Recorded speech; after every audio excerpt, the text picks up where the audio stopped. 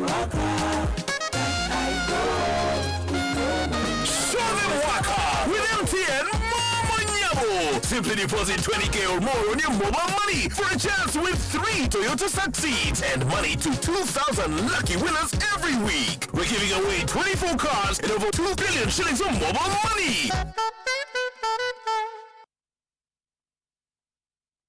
Umusanga mu mmere gy'olya mu mazzi g'okozesa mu nnimiro zaffe ne mu mpewo gye tussa yafuuka kyesittaza mu bitundu gye tubeera era wabulabe nnyo eri emibiri gyaffe. Pulasitiiki si kizibu kya gavumenti yokka wabula naffe kizibu gye tuli. Pulasitiiki akosa obulamu bw'abaana bo bazzukulu bo n'abazzukulu nakasatwe. Pulasitiiki akosa mulembe ku mulembe awatali kusosola gwani wagyobeera.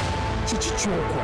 Pulasitiiki fenna atukoseza wamu tukolere wamu taasa obutonde. Obubaka buno okutuusibwako Vivo Energy Uganda, National Environment Management Authority, Stanbic Bank ne NBS Television.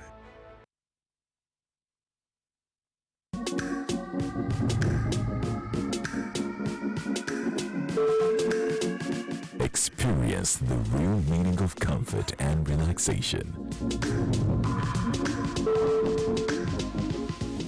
Hotel Africana.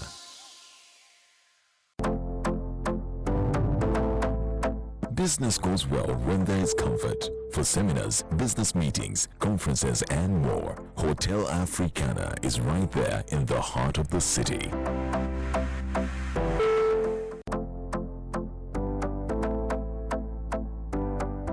For a delicious meal to light up your day or make an evening just perfect, Hotel Africana is just around the corner. Tekikyakutagisa kutunga byuma ebikozesebwa amafumbiro amanene oba beekeri okuva ebweru w'eggwanga. Abakamran Enterprises and General Merchandise Limited bano nga basangibwa Katwe mu kibuga wakati bakutuusako commercial kitchenware omuli ebyuma ebitabuliŋŋaano mu buzito bwonna, commercial blenders, ice cream machines, commercial ovens, coffee machines, commercial gas burners, sausage fillers, kitchen working tables, coffee grinders, bread slicers na buli kika kya kyuma kyonna kiyinza okulowoozaako. Kati nno tutonezebwa abafere oba okutambula ekibuga kyonna ng'onoonya commercial kitchenware ow'omulembe. Ekifo kiri kimu kyokka. Kamran Enterprises and General Merchandise Limited erisangibwa e Katwe okuliraana Kakumba Complex awo ku Katwe Business Center, edduuka namba KV4, essimu 0782 848 9 ne 0782 848 9. Ye Kamran Enterprises and General Merchandise Limited. Eno ye Salam TV. Bismillahir Rahmanir Rahim. Alhamdulillah wassalatu wassalamu ala rasulillah. Amma ba'd. Abalungi abaliyo mwenna, assalamu alaikum wa rahmatullahi wa barakatuh. Hadithi yaffe ey'olwaleero kugendako mu kitabo ky'obusawo mu Fathul Bari Evvuunuddwa ekitabo kya Sahih al-Bukhari nga tuli katutandikire ku mulyango ogw'obujjanjabi we yagambira nannyini kitabo nti baabu ma anzala Allahu da'an illa anzala lahu shifa, nti omulyango mu miryango gy'obujjanjabi ogwogera ku hadithi ya Nabbi sallallahu alaihi wasallam we yagambira nti Allah subhanahu wa ta'ala teri bulwadde bwassa okujjako ng'abusizaako eddagala. Lwaki tuyitako mu kitabo ky'obusawo? Twabagambye nti ye tetweyibaala nti obulwadde bugenze olw'okuba lockdown yaggibwako, wabula tugamba nti tusigale nga twewala obulwadde era twekuuma obutagwa mu bulwadde mu ngeri yonna.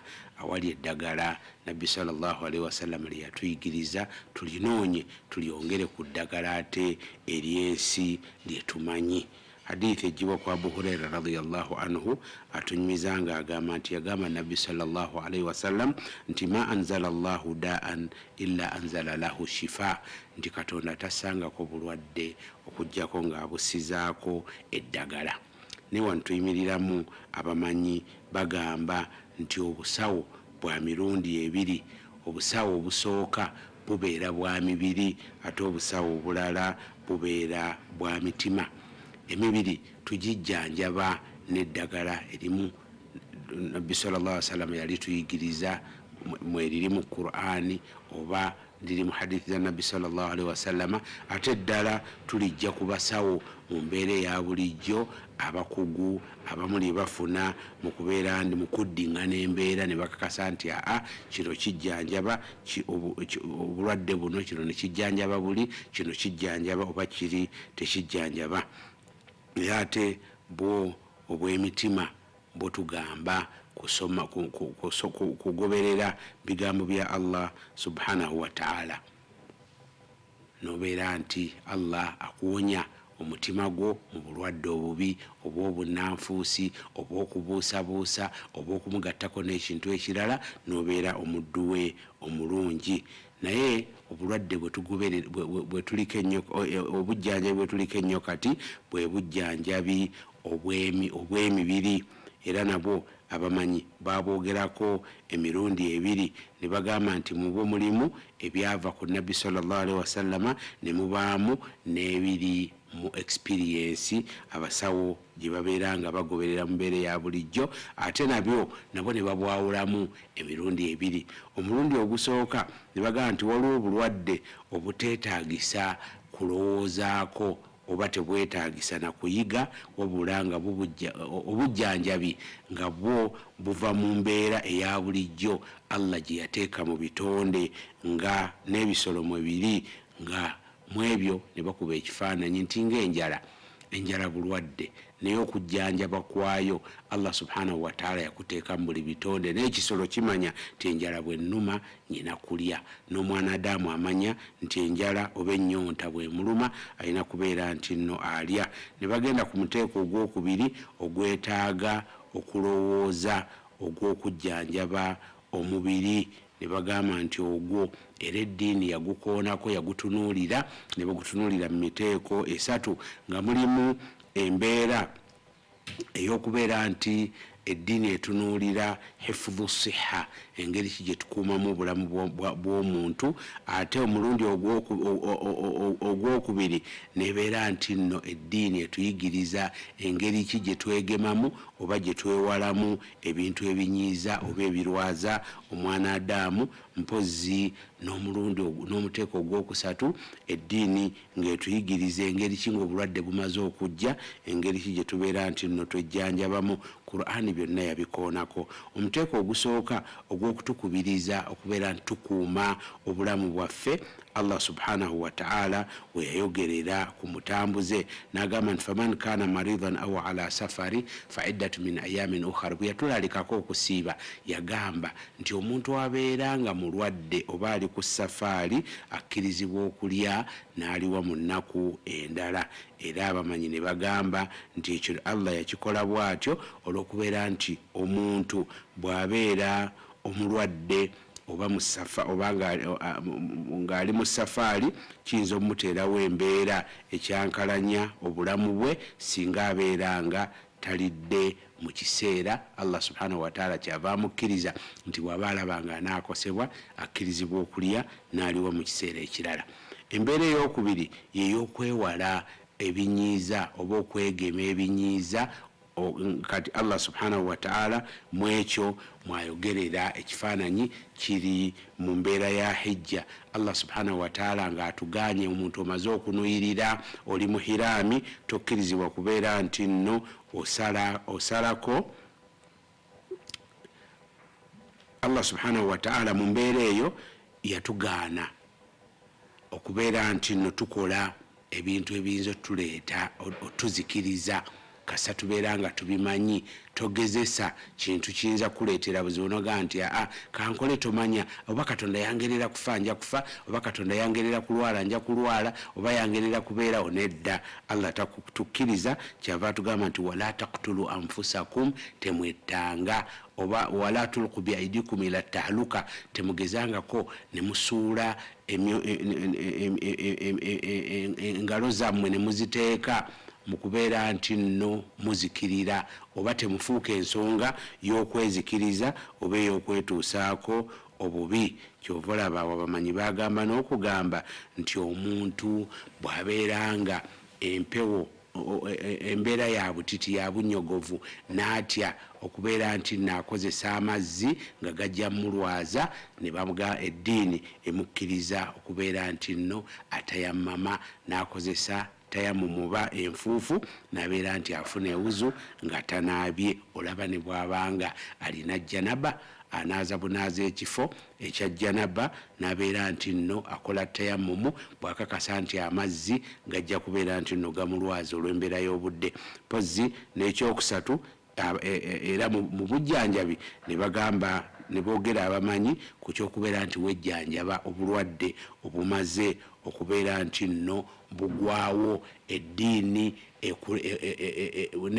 tekukaluubiriza ne bw'obanga obadde ku kintu ekikakatako era eddiini ekireka kyekifaananyi ekya hijja nti omuntu ng'amaze okubeera nti anuirira hijja ali mu hiraami takkirizibwa kusala nviiri naye eddiini yakkiriza omuntu bwabeera nga aguddemu obulwadde nga omuntu okubeera nti ayina ensekere nga akkirizibwa okubeera nti nno asala enviiri zonna wadde nga ali mu hiraami olw'obuteereetera buzibu. Kale ŋŋamba nti wadde tugenda mu maaso ne hadithi ez'enjawulo ezoogera ku bujjanjabi naye njagala okiteeke mu mutima gwo nti Allah subhanahu wa taala akwagala nnyo era akulumirwa nnyo. Eddiini ekulumirwa era ekwagala tekwagaliza kukaluubiriza kati naawe teweekalubiriza mu mwoyo gwo era teweesuula mu kuzikirira ng'omanyi kyosobola okwewala nekikuwonya obulwadde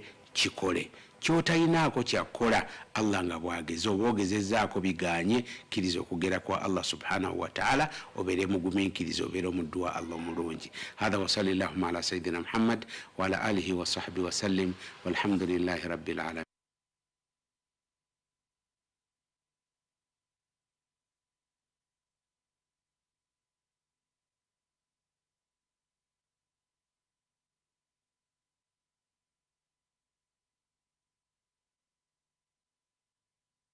Musanga mu mmere gy'olya mu mazzi g'okozesa mu nnimiro zaffe ne mu mpewo gye tussa yafuuka kyesittaza mu bitundu gye tubeera era wabulabe nnyo eri emibiri gyaffe. Pulasitiiki si kizibu kya gavumenti yokka wabula naffe kizibu gye tuli. Pulasitiiki akosa obulamu bw'abaana bo bazzukulu bo n'abazzukulu nakasatwe. Pulasitiiki akosa mulembe ku mulembe awatali kusosola ggwani wa gy'obeera.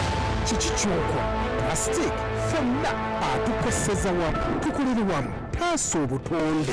Obubaka buno okutuusibwako Vivo Energy Uganda, National Environment Management Authority, Stanbic Bank ne NBS Television.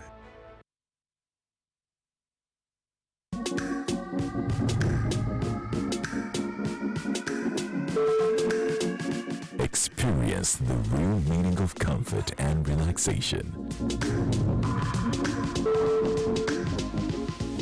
Hotel Africana.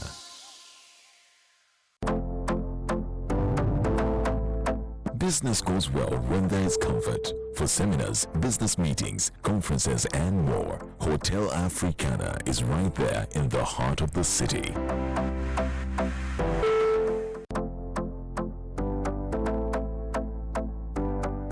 For a delicious meal to light up your day or make an evening just perfect, Hotel Africana is just around the corner.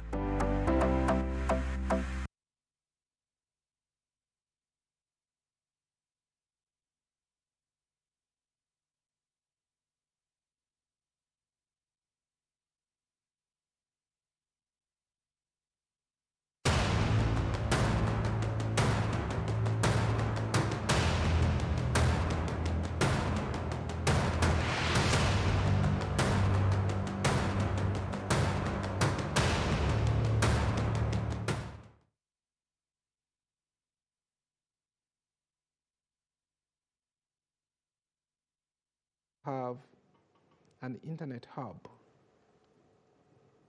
at every sub-county. You remember that plan? And that would allow people who are in the working environment that requires internet, for example, or communication in that case, to use it. The challenge you would face with that is, does the country have the ability to implement that plan. Even I remember my friend Tumevas one time said, when it was in ICT, said, we are going to have internet wherever you pass. Free internet. Free internet. It failed.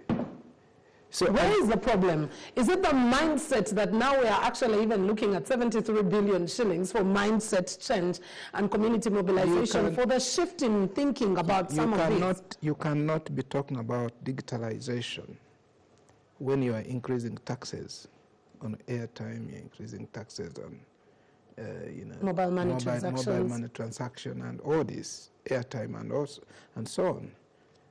I think the government needs to sit down and define its priorities. And in economics we have the concept of the comparative advantage, that do things that you have advantage, that you spend less to achieve a better outcome. And I think that is what the government should do, and stop being everywhere. Yes, we need internet. In Europe, once you enter the shopping center, you have access to Wi-Fi. Here, you go to a shopping center, it's locked to the owner. Is our internet infrastructure rightfully placed for us to be able to get into such an economy? You see, we are newcomers. We haven't yet reached there. And that is where I said that budget that they have put, I would be interested in seeing how they are going to utilize it as we move towards what you call the middle income? The fourth industrial revolution. Industrial revolution. Yes. It's going to be very challenging in a sense that you still have many people who are not educated, that they may not even be able to Internet poor. Internet poor, yes, the internet poor. So if you are going to spend internet, you are spending it, spend on internet, you are spending on the Mildred of Uganda. Okay. Still that leaves out the majority of the people down there. And for me, that's why I say it's okay. Let's go slowly. The budget they put in there, let's watch how it's going to be implemented, assuming it won't be consumed, because as you may know, in this country, everything is for it. There, you'll find that already somebody has planned on how that money will be used, how much of which will be eaten. Dr. Wakiba, I agree with you, the pessimism that would come in that regard, because looking at about 9 trillion shillings that we lose annually, that's according to the IJJ's report last year. What would you be optimistic about in the current budget that is going to be, in the budget that is going to be read for the next financial year? What are you optimistic about? I've seen an increment in the education sector and the health sector.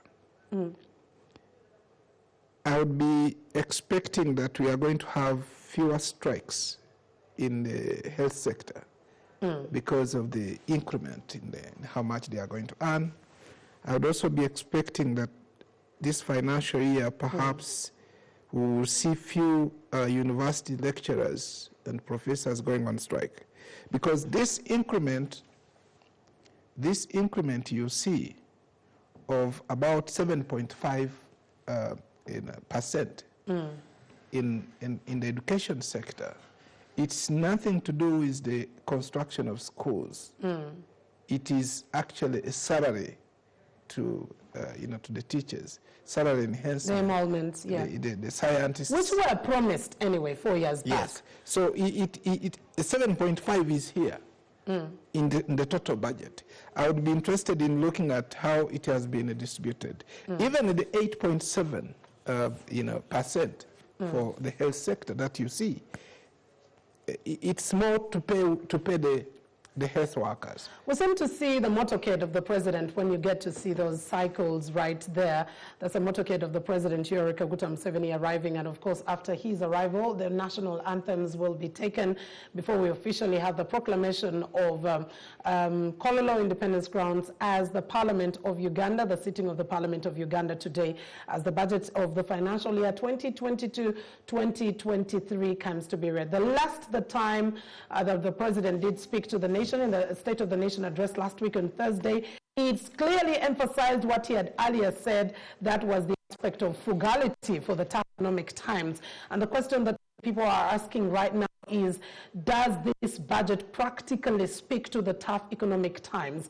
And we'll be able to also get to end off this discussion with Dr. Patrick Wakida. Dr. Patrick, as the president does arrive, in the tough economic times that we're going through and the budget that's going to be read today, one key message the president had, frugality. Period.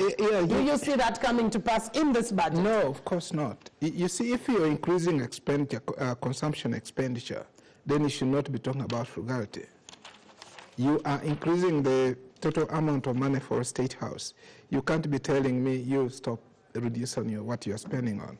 What the people, majority of people have interacted with, what they expected was that the government should come up with measures to resuscitate their businesses. And I have talked about that. Yes. There was a lot of expectation, especially on the fuel prices. You see, we are lucky. The president promised some, conversations, some... He should start to converse.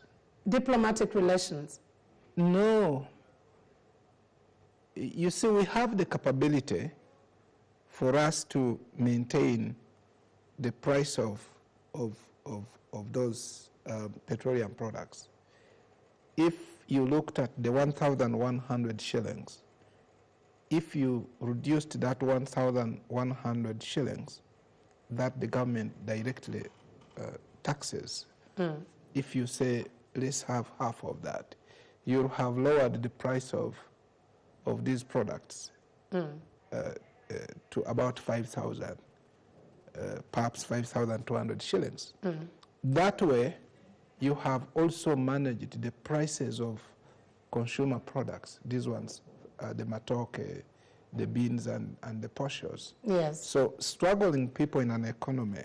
So the president is not preaching what he is not practicing what he was preaching right there. He's arriving and is being received by the Speaker and the Deputy Speaker of Parliament, the Minister of Finance, Planning and Economic Development. I'm seeing the Clerk to Parliament there as well, very much available. He is saying, do what I say, not do what I do. No, is that the message is passing on? You see, as a head of state, he needed to have demonstrated that I've been spending this number of trillion. I've now reduced. I've reduced it. Now, if you tell a struggling person that you see you've been struggling, but continue to struggle by reducing on how much you spend, of course that will sound an insult to many Ugandans. Mr. Museveni acted like a parent in the household. By speaking the truth. By speaking the truth. But by doing so, his actions outside of his, the way the government is being run, doesn't make sense to the ordinary person. Because the ordinary person would have been saying, Mr. Museveni has been using 20 cars, he has cut his motorcade to 10. Because you are telling me that if you have 2 cars in your household, please use one, park the other. You haven't parked. In fact, what you are doing is to purchase more cars for your staff. People won't understand you. And I think that is where he has a problem. People also expected the government to reduce on the huge expenditures of government. These, which I call the consumption expenditure. Public administration. Public administration, you have, you have people, everywhere By the way, research shows that staff in these districts that have been created work 30% Okay. of their time. Majority do not work because the government has got no capability to make them work. All right. Thank you very much, Dr. Patrick Wakita. We'll now take our viewers.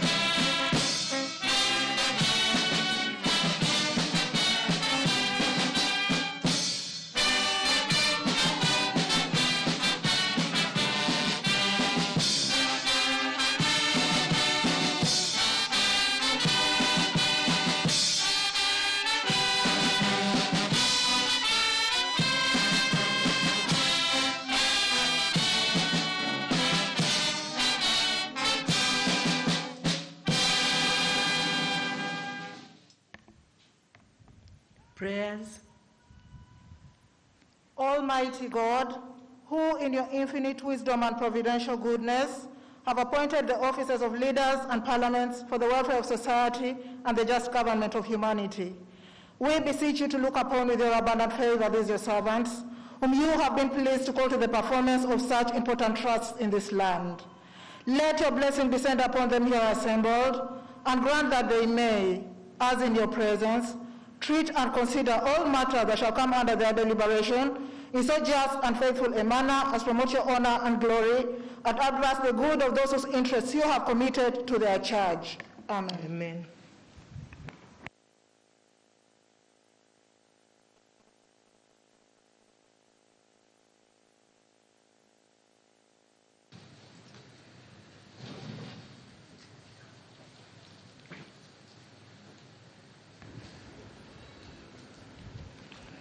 Proclamation by the Right Honourable Speaker of Parliament of Uganda.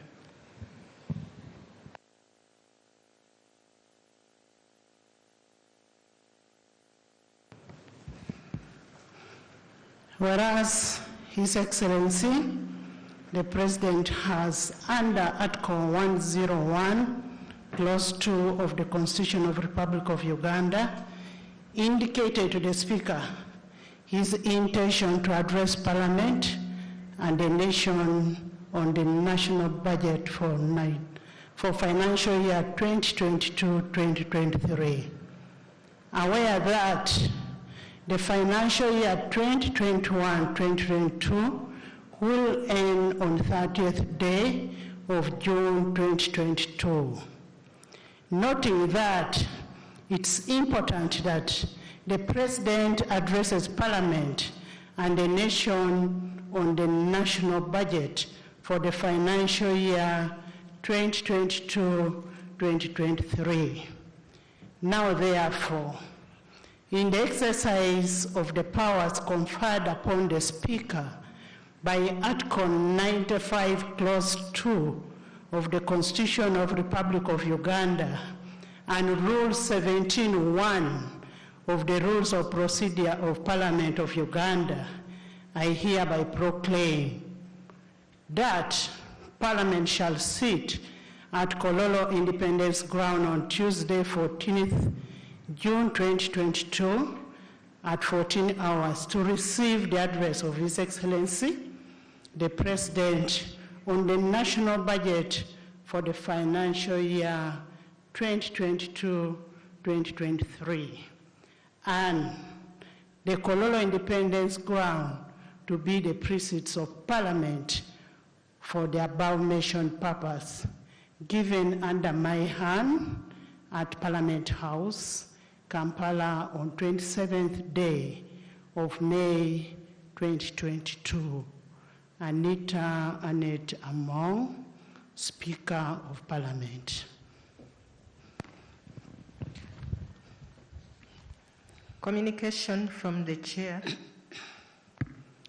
Your Excellency, the President of the Republic of Uganda, and Mama Janet Museveni, and the First Lady, and also the Minister of Education and Sports, Your Excellency, the Vice President, His Lordship, the Chief Justice, the Right Honorable Deputy Speaker, His Lordship, the Chief Justice, the Vice Chairperson of NRM, the Right Honorable Prime Minister and Leader of Government Business in Parliament, the Leader of Opposition in Parliament, Cabinet Ministers and Ministers of State, my colleagues, the Honorable Members of Parliament, Your Excellencies, the Ambassadors and High Commissioners, leaders of political parties, all public servants present, the distinguished guests, ladies and gentlemen. We welcome you to today's sitting in Parliament, whose main objective is to receive the budget speech for the financial year 2022-2023.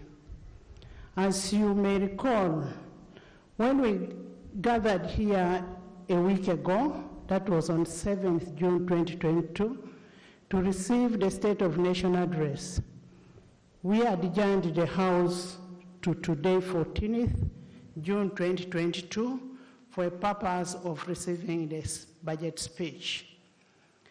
Preparation of the budget is a constitutional obligation of His Excellency, the President of the Republic of Uganda, imposed under Article 155, Clause 1 of the Constitution of the Republic of Uganda, which states that the President shall cause to be prepared and laid before Parliament in each financial year, but in any case, not later than the 15th day before the commencement of the financial year, estimates of revenue and expenditure of the government for the next financial year. The budget speech that we are going to receive today is a culmination of the budget formulation and approval process, which began with a budget call circular for the financial year 2022-2023, issued on 15th of September 2021, and that is in line with the Section 9(3) of the Public Finance Management Act 2025. Parliament received and considered the National Budget Framework Paper for financial year 2022-2023, 2026-2027 in accordance to Section 9, 5, and 8 of the Public Finance Management Act 2025. Your Excellency, the ministries, departments, and agencies submitted their ministerial policy statements for financial year 2022-2023 in accordance with the Section 13 of the Public Finance Management Act. The ministerial policy statements were considered together with the budget estimates of 2022-2023, which culminated into passing of the Appropriation Bill 2022, and we must thank you for signing the Appropriation Bill. Honorable members, the budget speech is a Minister of Finance statement on the overall budget policy of the Executive for the forthcoming year and a summary of the key budget policy proposals. The importance of the budget process is anchored in the legislative, philosophical, and historical power of the pursuit that is provided under Article 156 of the Constitution of the Republic of Uganda. The power of appropriation denotes the constitutional mandate of the legislature to authorize the expenditure of the public money for a purpose proposed by the executive. This authority is elaborated under Chapter 9 of the Constitution, specifically Article 152 to Article 159, that are operationalized by the Public Finance Management Act 2015. Indeed, the exercise of this power is manifested in the appropriation as a mandate of Parliament. Budget implementation will commence on 1st July 2022. I urge all the eligible accounting officers to ensure that value for money in whatever expenditure is as per approved budget. I call upon all the accounting officers to be accountable for all the resources brought under their charge in line with the Article 164 of the Constitution of the Republic of Uganda. In this regard, I reiterate the commitment of the 11th Parliament to effectively play our oversight role in examining the economy's efficiency and effectiveness in the expenditure of public funds. The budget reading process offers the country and citizens an opportunity to know the government priorities for the next financial year. It informs us of how the desired revenue will be raised and forms of basis upon which the accounting officers or implementing authorities shall be held responsible. I therefore urge all of you to listen attentively so that you can be able to move together as we listen to the budget speech. Honorable members, once more, with today being a very important day where the budget is going to be read, I urge all of you, after the budget reading, to go to your constituencies for 2 weeks to monitor the implementation and preparatory activities of the parish development model, so as to ensure its success. A lot of money has been channeled to your constituencies, and it is only upon the leadership to ensure the success of that money. So we will go and monitor that for 2 weeks. Honorable members, as we start the second session of this parliament, we shall dedicate the first meeting to consider bills. The second meeting to consider reports, petitions, motions, and the third meeting to consider the budget process. This time round, we must start the budget process early. I therefore urge the executive to table in the bills enumerated in the address of the State of Nation by His Excellency, the President, as quickly as possible so that they can be handled expeditiously.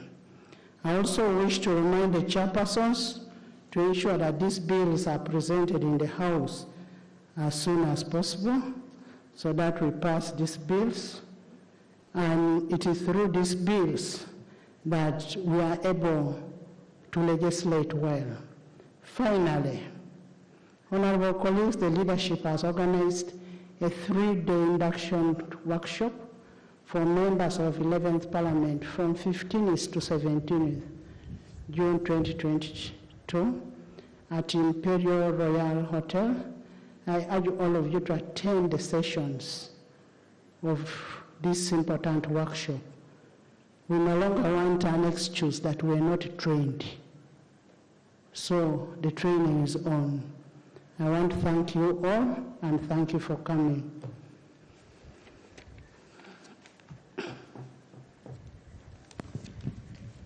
Item number 5, presentation of the budget speech. Your Excellency, it is my great pleasure to invite you or your delegate to present the budget speech. Your Excellency, please.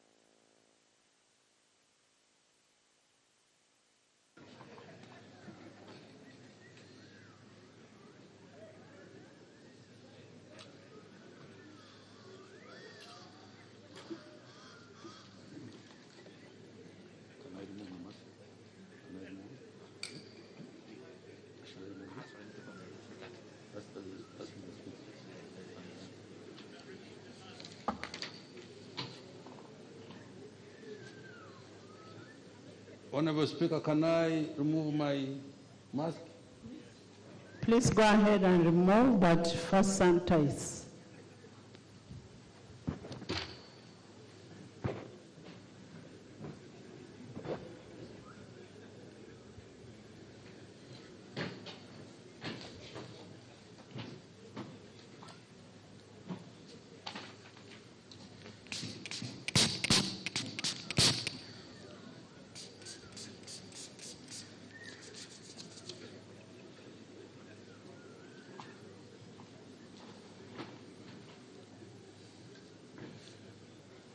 Your Excellency,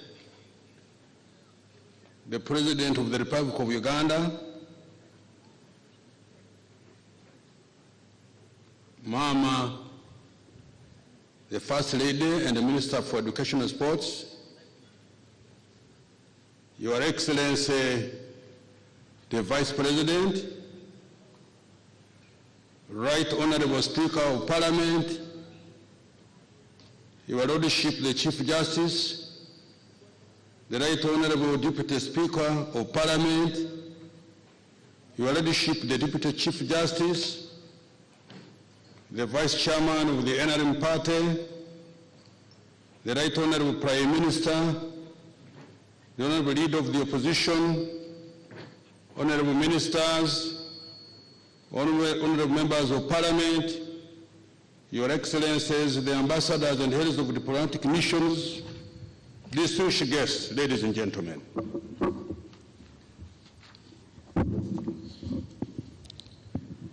Madam Speaker, in fulfillment of Article 155, Part 1 of our Constitution, I have been delegated by His Excellency the President to present to Parliament the budget for the financial 2022-2023. My statement today will highlight the budget as approved by Parliament on 20th of May 2022.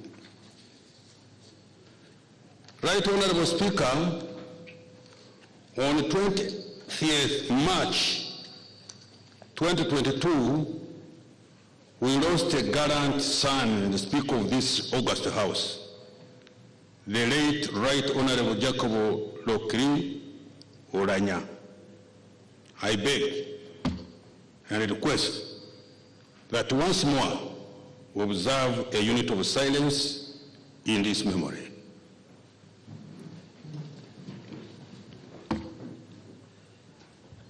May his soul rest in eternal peace.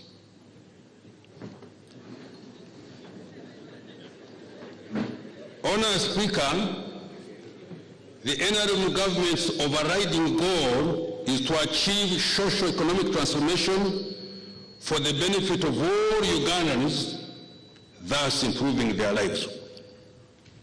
We must therefore quickly accelerate the economic recovery that began in financial year 2021-22, integrate more Ugandans into the money economy, and speed up growth in the country's productive sectors.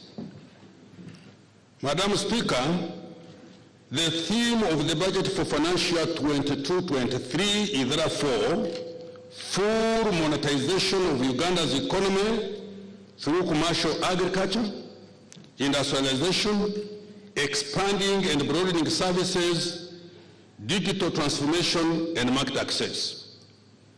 This theme summarizes our budget strategy and a priority that I will later elaborate. The theme is in line with that of the East African community, which is accelerating economic recovery and enhancing productive sectors for improved livelihoods. Madam Speaker, to achieve Uganda's socio-economic transformation, the NRM has resolved to pursue the following goals in forthcoming year and the medium term. 1, kickstart the process of getting the households still engaged in subsistence into the money economy. 2, support businesses and the overall economy to recover from the impact of COVID-19 pandemic and restore the lost jobs and livelihoods. And 3, finally, protect households from rising prices of food, fuel, and other essential commodities using prudent economic policies. Madam Speaker, to achieve these goals, the following key strategic actions will be undertaken. 1, maintain peace, security, and stability, which jointly are the foundation of all other government, business, and household plans.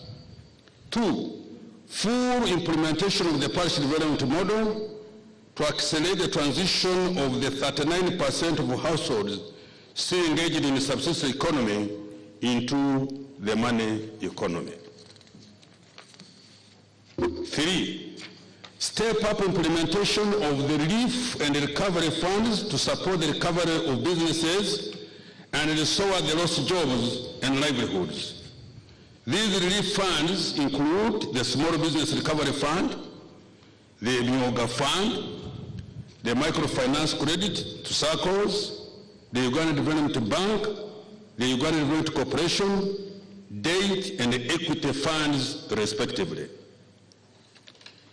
Implement appropriate fiscal and monetary policies to mitigate the impact of price shocks on the well-being of ordinary Ugandans without causing long-term distortion in the economy. Enhance investment in infrastructure to facilitate increased production, value addition, and national regional market success and entry. Madam Speaker, in this budget statement, I will do the following.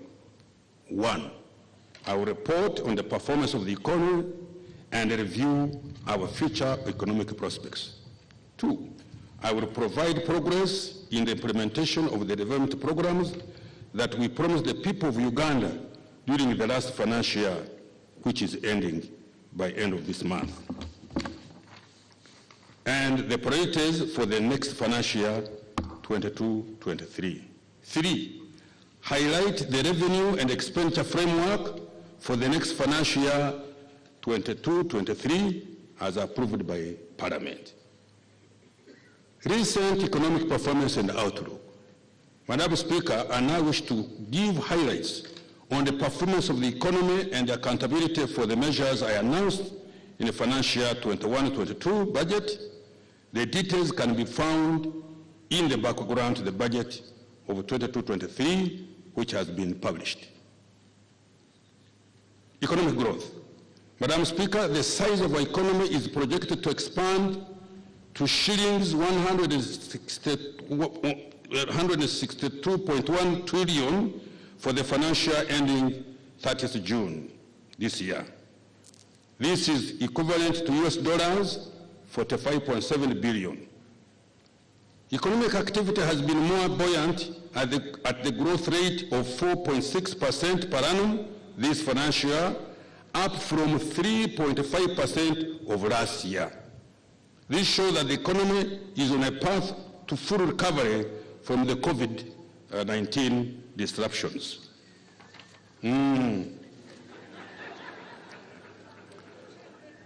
Madam Speaker, with this buoyant recovery and the resilience of the economy induced by our deliberate and prudent economic policies, Uganda's GDP per capita has increased to US dollars 1,046 in current prices, which is equivalent to Uganda shillings 3.7 million per person per year.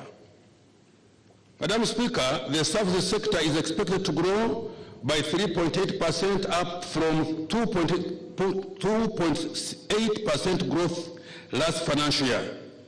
This is on an account of continued recovery in the wholesale and retail trade, education and tourism services, coupled with growth in real estate activities and ICT.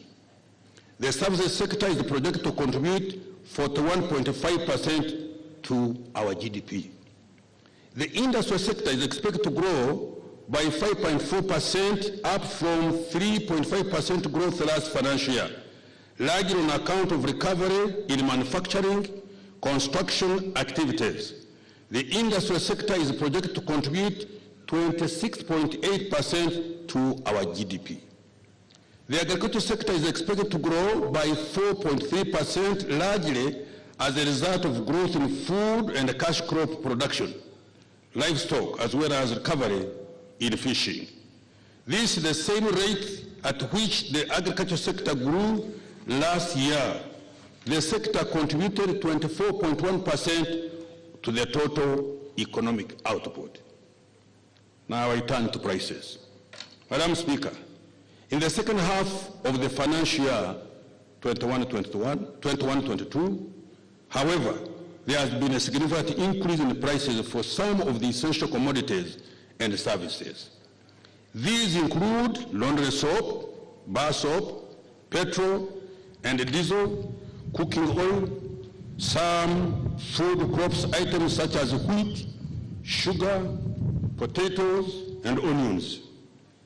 Educational services and building materials such as cement and steel have also experienced price increases. As a result, the overall inflation has increased considerably from 2.7% in January 2022 to 6.3% in May 2022, causing considerable discomfort among the public. Madam Speaker, this recent increase in the prices of essential commodities is a result of events that have occurred outside Uganda. These are the effect of COVID-19 restrictions across the world, which disrupted supply chains, which has consequently caused a shortage of intermediate raw materials used to produce some essential commodities. In the recent past, the global economy has faced high shipping costs arising from limited availability of containers and higher fuel prices, altogether leading to supply shortages globally. 3, the full opening of the economies globally following relative containment during the COVID-19 pandemic lockdown has led to a rapid rise in aggregate demand for a number of fast-moving goods, beginning with the oil. Yet production levels have been constrained by COVID-19 restrictions. 4, the situation has been worsened by the Russian-Ukraine conflict, which has further disrupted the supply of oil, cereals such as wheat, maize, sunflower oil, as well as essential metals like aluminum and nickel. The two countries are major producers and exporters of these commodities. Madam Speaker, appropriate measures to curb the rising prices in the short, medium, and long term will be implemented. These measures include: 1, supporting farmers to grow more fast-maturing food and oil seeds to ensure sufficient domestic supply. 2, maintaining a market-based determination of prices to support a continuous supply of goods and services. This is intended to ensure that demand does not outstrip supply. 3, expediting improvement of alternative fuel import routes across Lake Victoria to avoid possible unnecessary supply disruptions. 4, using appropriate fiscal and monetary policies to mitigate the impact of price shocks. 5, construct additional fuel storage infrastructure in the medium term and stock them adequately. And 6, expediting commercial oil production and development of the oil refinery. Madam Speaker and colleagues, government cannot influence price levels whose changes are driven by external shocks that are outside this control. We will therefore not be applying measures which can lead to long-term and painful distortions in the economy. For example, persistent shortages of goods, hoarding, and black markets. Exchange rate developments. Madam Speaker, over the past year, the Uganda shilling initially strengthened against the US dollars, appreciating by 2.3% between April 2021 and April 2022. This appreciation was on account of higher dollar inflows from our exports, foreign direct investment, and foreigners buying government treasury bills and bonds. However, the shilling has experienced significant depreciation pressures since March 2022 on account of concerns arising from the Ukraine-Russian conflict and related sanctions, as well as rising interest rates in advanced economies. The shilling depreciated by 1.7% month on month on average in the 3 months to June 2022, and by 6.7% against the US dollar between June 2021 and June 2022. The Bank of Uganda is taking appropriate measures to avoid volatile fluctuations, but not preventing the exchange rate movements. Interest rates. Madam Speaker, commercial bank lending rates for shilling-denominated loans marginally declined to 18.8% in the 10-month period of April 2022, down from 19.1% in the same period in the previous year. Reduction in lending rates occurred in the transport and communication, building, mortgages, construction, and real estate, and personal and household loans sector. Now, external sector performance. Madam Speaker, total export receipts of goods and services amounted to US dollars 5.74 billion in the 12 months to April 2022, down from 6.2 billion in the previous 12 months. merchandise exports reduced by US dollars 858 million the same period. However, coffee receipts increased by US dollars 279.5 million to US dollars 811 million in the same period. Madam Speaker, private sector imports of goods have increased significantly to US dollars 6.4 billion in the year of to April 2022 from US dollars 5.0 billion in previous 12 months. This increase is attributed largely to investments in the oil and the gas sector. For the same reason, foreign direct investment has rebounded strongly to US dollars 1.3 billion in the year to April 2022 from US dollars 892 million in the same period a year before. Uganda's international reserves at the end of April 2022 increased to US dollars 4.54 billion, equivalent to about 4.6 months of imports. This was an increase from US dollars 3.54 billion as at April 2021. Fiscal performance.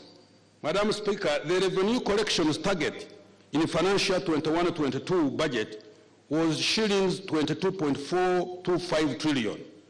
Total revenue collection is now projected at shillings 21.486 trillion. This represents a shortfall of shillings 939 billion. And I will tell you a story ahead what this effect has got on our planning. Despite this revenue shortfall, domestic revenue collection this financial year has improved compared to last year. This has been on account of improved tax administration and increased economic activity following the full reopening of the economy in January 2022. Madam Speaker, total government expenditure excluding domestic debt refinancing, external debt amortization, and appropriation aid is projected to amount to shillings 35.0727 trillion this ending financial year. This expenditure is equivalent to 21.6% of GDP. This is shillings 697 billion higher than the expenditure planned at the time of budgeting, mainly due to need to finance the health requirements associated with the impact of COVID pandemic and to address internal and regional security threats. Madam Speaker, the fiscal deficit this financial year, 21-22, is estimated at 7.3% of GDP, which is lower than 9% fiscal deficit registered in financial year 2021. Our target is to reduce this fiscal deficit to 3% in the medium term. COVID-19 mitigation measures. Madam Speaker, government implemented several measures to mitigate the impact of the pandemic on households and businesses. These measures were aimed primarily at keeping Ugandans alive and also to restore business activity. To date, the outcomes of these measures are as follows. Health and social support response. Madam Speaker, government implemented robust action to contain the COVID-19 pandemic and its effects on households. These actions included: 1, enforcement of COVID-19 SOPs and guidelines and free mass vaccination. A total of 16 million people, equivalent to 72% of the targeted 22 million persons, have received at least one dose. 2, provision of shilling 53.5 billion as cash relief grants to adversely affected people, including border riders, saloon workers, food vendors, private school teachers, ghetto residents, and street vendors. 3, strengthening health care systems, including regional and national referral hospitals, by equipping 143 intensive care units, upgrading of 255 health center 2s to health center 3s, and the recruitment of 400 health workers. And 4, funding scientific research and development, including COVID vaccines, funding scientific research and development, including COVID vaccines development and innovative therapeutics such as COVIDX. Madam Speaker, during the pandemic, learning continued with the provision of home learning materials across the country. Following the full reopening of the schools, an additional 2,900 primary and secondary school teachers have been recruited and deployed to help the learners to catch up with the lost time. Restoring business activity. Madam Speaker, to support recovery of the economy, government has provided credit relief to borrowers as well as funding to micro, small and medium enterprises and corporate large businesses. The following progress has been registered. 1, Bank of Uganda extended credit relief to enable borrowers unable to service their loans during the pandemic to restructure them. Loans totaling shillings 7.2 trillion, representing 40% of total loans, were restructured over the period. 2, domestic arrears to private sector suppliers of goods and services to government, totaling to shillings 526 billion were cleared. In addition, court awards amounting to shillings 57 billion were also settled. 3, Microfinance Support Center was funded to support micro businesses through the Myoga Fund, 100 billion shillings, and support to SACCO, shillings 27 billion. Consequently, 6,600 SACCOs and 205,000 savings groups have been established across the country. These are operating a total of 4.1 million accounts. As a result, savings worth 63 billion as at the end of April this year among the lowest earners of this country have been realized. For small businesses that do not fall under Myoga and are at the same time do not qualify for UDB funding, the shillings 200 billion Small Business Recovery Fund has been established in partnership with the Bank of Uganda, supervised financial institutions to offer credit at a subsidized interest rate of 10% per annum. 5, to support the recovery of medium and large-scale businesses, Uganda Development Bank was capitalized to the tune of 636 billion Uganda shillings, and which was fully disbursed by May 2022 at an interest rate of 3% per annum. In addition, UDB plans to disburse a further 351 billion Uganda shillings by December this year.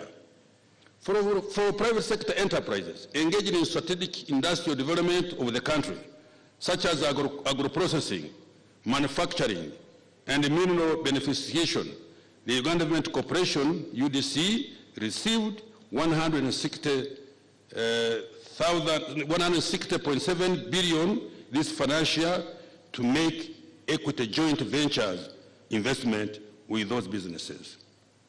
7, government has also disbursed the shillings 20 billion to Teachers Circle to support them to recover from the pandemic. 8, in the financial year 21-22, the Agricultural Credit Facility disbursed a total of shillings 67.4 billion to 1,057 borrowers as at June 2022. Cumulatively, the fund has financed a total of 3,120 farmers across the country to a tune of shillings 737.3 billion shillings. Following amendment of the National Social Security Fund Act to allow mid-term access for qualifying members, a total of shillings 420 billion has so far been paid out to about 21,500 beneficiaries. And 10, for women entrepreneurs, I have received a US $217 million grant from the World Bank to provide funding in the coming financial to middle-level businesses managed by women to support their growth and create jobs. Abakyala mukube mu ngalo.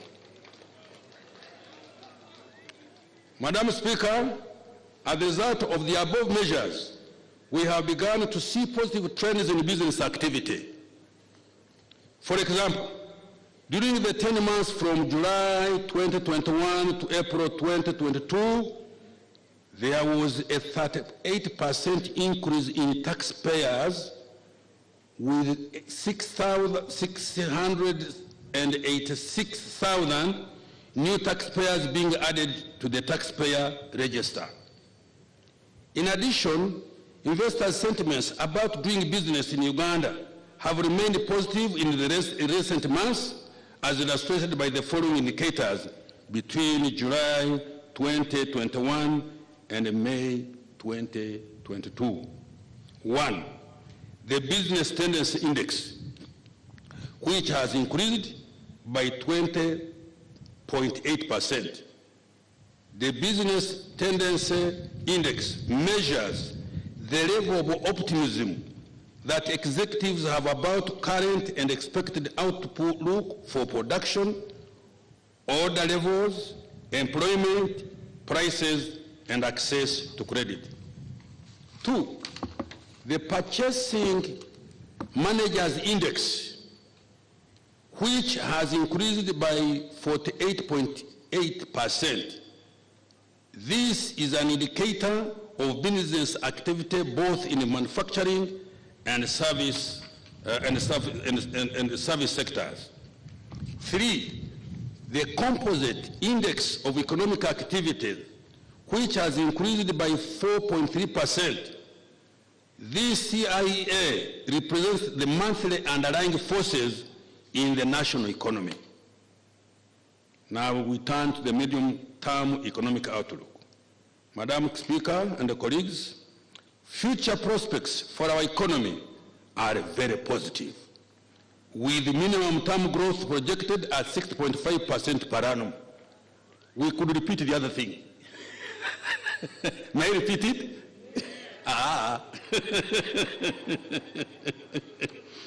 The positive economic outlook is dependent on the following. 1, the full reopening of the economy. 2, the increase in global demand for some commodities we produce and export, such as coffee, livestock, tea, and other food products. 3, commercialization of oil and gas following the announcement of the final investment decision in February this year. 4, active import substitution for goods that Uganda can produce and export competitively, such as pharmaceuticals. 5, support private sector industries, particularly in the agro-industry, light manufacturing, and value addition to our minerals. 6, improved access to affordable credit for micro, small, and medium enterprises to enable their businesses revive and create jobs. 7, fast-tracking the implementation of the parish development model, which targets increased production of strategic commodities for domestic consumption as well as for export. 8, digitization of the economy to realize efficiency gains in business and government. Now I turn to financial year 2022-23 budget strategy. Madam Speaker and colleagues, the budget strategy for the financial year 22-23 and over the medium term seeks to restore economic activity to the pre-pandemic levels and subsequently accelerate the pace of socio-economic transformation. The 3 broad objectives of the strategies are: 1, sustaining peace, security, and stability, as well as macroeconomic stability as key foundations for recovery, growth, and socio-economic transformation. 3, mitigation of the COVID-19 impact on business activity, livelihoods, and overall economy. 3, speeding up socio-economic transformation by repurposing the budget towards wealth and job creation, as well as other impactful investments. Imperatives for implementing the financial year 22-23 budget. Madam Speaker and colleagues, in order to achieve these three key objectives, the following imperatives must be adhered to. 1. National budget reform to make it more redistributive and responsive to national priorities. 2. Enhanced fiscal discipline to limit supplementary expenditure to only unforeseen and unavoidable spending within the 3% provided for under the law. 3. Enhanced domestic revenue mobilization to increase the revenue to GDP ratio to a target of 18% over the medium term. 4. Limit the borrowing to restore the debt to GDP ratio to within 50% over the medium term as provided for in the Charter for Fiscal Responsibility. 5.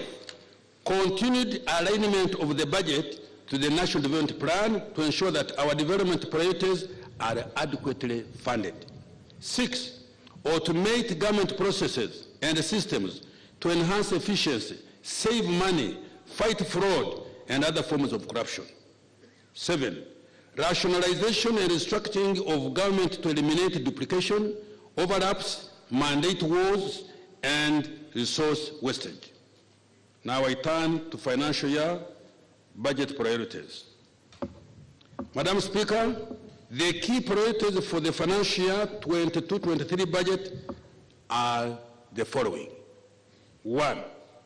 Enhancement of security, the rule of law, and fighting corruption. 2. Sustaining economic recovery. 3. Implementation of the parish development model to create wealth and jobs. 4. Promotion of agro-industrialization, standards, and market entry. 5. Commercialization of oil and gas. 6. Enhancement of transport, energy, and ICT infrastructure. 7. Enhancing human capital development, science, innovation, and knowledge transfer. 8. Enhancing public sector effectiveness and efficiency. Enhancing security, the rule of law, and anti-corruption. Madam Speaker, peace, security, and stability, as well as rule of law, are the bedrock of socio-economic transformation. We all know that. And thus must remain the key government priority. Peace, security, and stability. Madam Speaker, the recent surge in cattle theft and cross-border conflicts in the Karamoja sub-region have been and will continue to be addressed. I'm sure the President will make a comment on this. In a recent supplementary budget, government provided shillings 112.5 billion to facilitate the UPDF to carry out operations and the Ministry of Works and Transport to construct security roads in the Karamoja sub-region. The UPDF will also continue with the pacification of the Eastern Democratic Republic of Congo in line with the agreement with the government of the Democratic Republic of Congo. Madam Speaker, with respect to capacity and well-being of our security forces, government will, in the medium term, embark on enhancement of pay for our gallant men and women in uniform.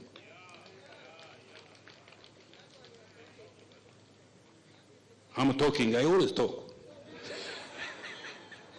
Madam Speaker, the construction of the military referral hospital in Mbuya is on schedule and within budget. Madam Speaker, in order to enhance surveillance and improve crime detection, the first phase of CCTV camera project was successfully implemented with installation of over 3,000 cameras countrywide. The second phase is now 95% complete and it targets all cities and the major highways. Madam Speaker, 3.987 trillion shillings has been provided for improvement of security and security infrastructure. Rule of law. Madam Speaker, in order to enhance the rule of law, the priority will be to improve the dispensation of justice for all, The judiciary will be supported to allow for speedy dispensation of justice and address the backlog of cases. In terms of systems that enhance the judicial process, the electronic court case management information system to improve case management is now functional in 7 court circuits within the greater Kampala metropolitan area. Additionally, the video conferencing system is operational in several courts across the country. To roll out the electronic court case management information system and the video conferencing system, in addition to 10 courts, will also commence next financial year. Madam Speaker, administration of justice will be strengthened with the recruitment of more judicial officers, the establishment of 2 regional courts of appeal in Gula and Mbarara, and 2 high court circuits in Luero and Soroti. In addition, 3 chief magistrate courts in Albeton, Liantonde, Budaka, and 4 grade 1 magistrate courts in Karenga, Patongo, Abiu, Kyankwanzi Dukes will also be established. Madam Speaker, in order to further improve the delivery of justice, the construction of the Supreme Court and the Court of Appeal building will be completed soon. In addition, the Chief Magistrate buildings in Hoima, Ruero, Masindi districts, among others, were rehabilitated during the ending financial year. Madam Speaker, over 78% of the population can now access a frontline service point within a 5-kilometer radius.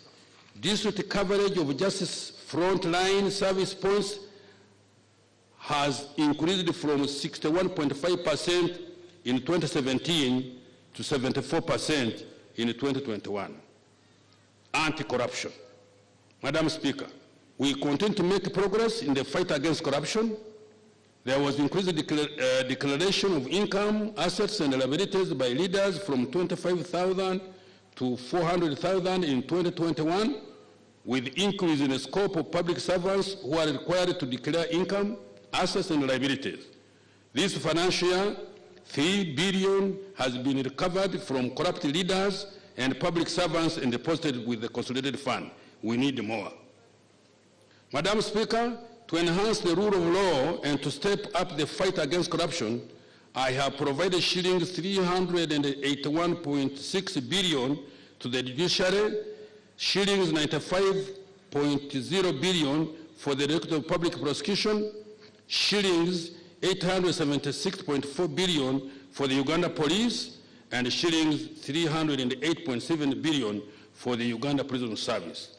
I have also allocated 79.4 billion for the Inspectorate of Government. Implementation of the parish development model.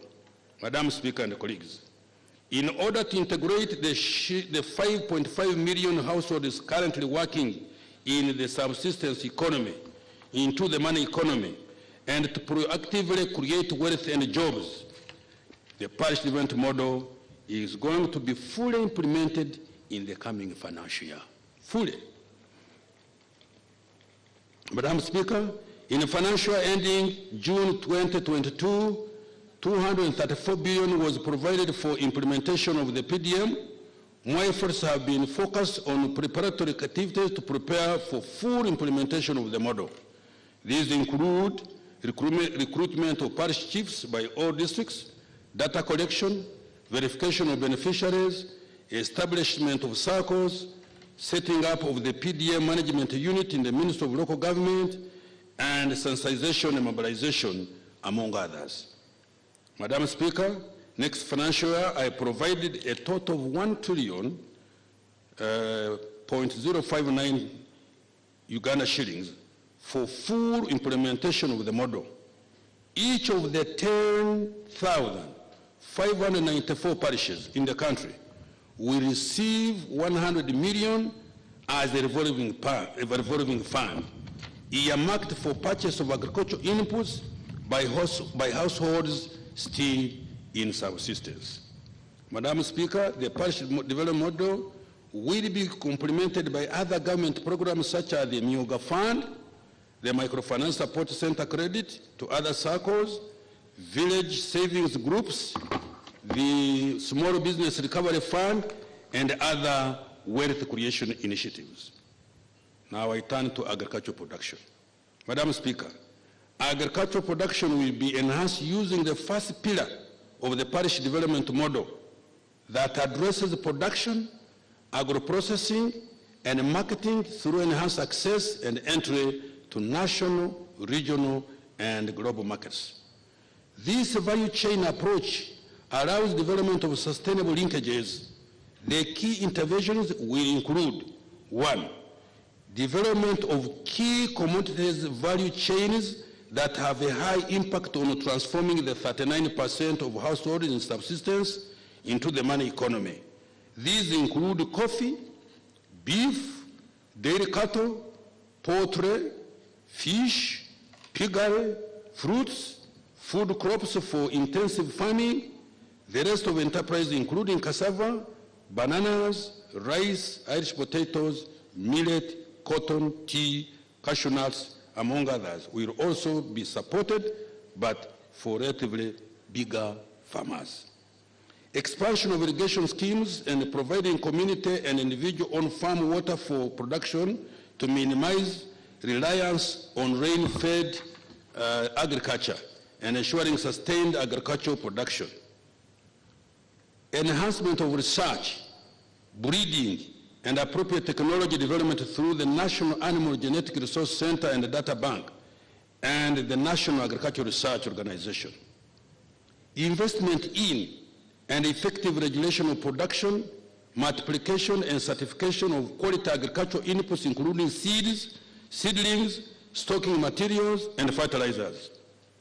Enhancement of enterprise selection through enhanced farm education and general agricultural extension, as well as pest and disease control at parish level. Promotion of appropriate land use, mechanization, cooperatives, and development of partnerships with large-scale farmers to produce for export and industrial value addition. Supporting fishing communities by developing hatcheries, fish ponds, and equipping them with engines, nets, etc.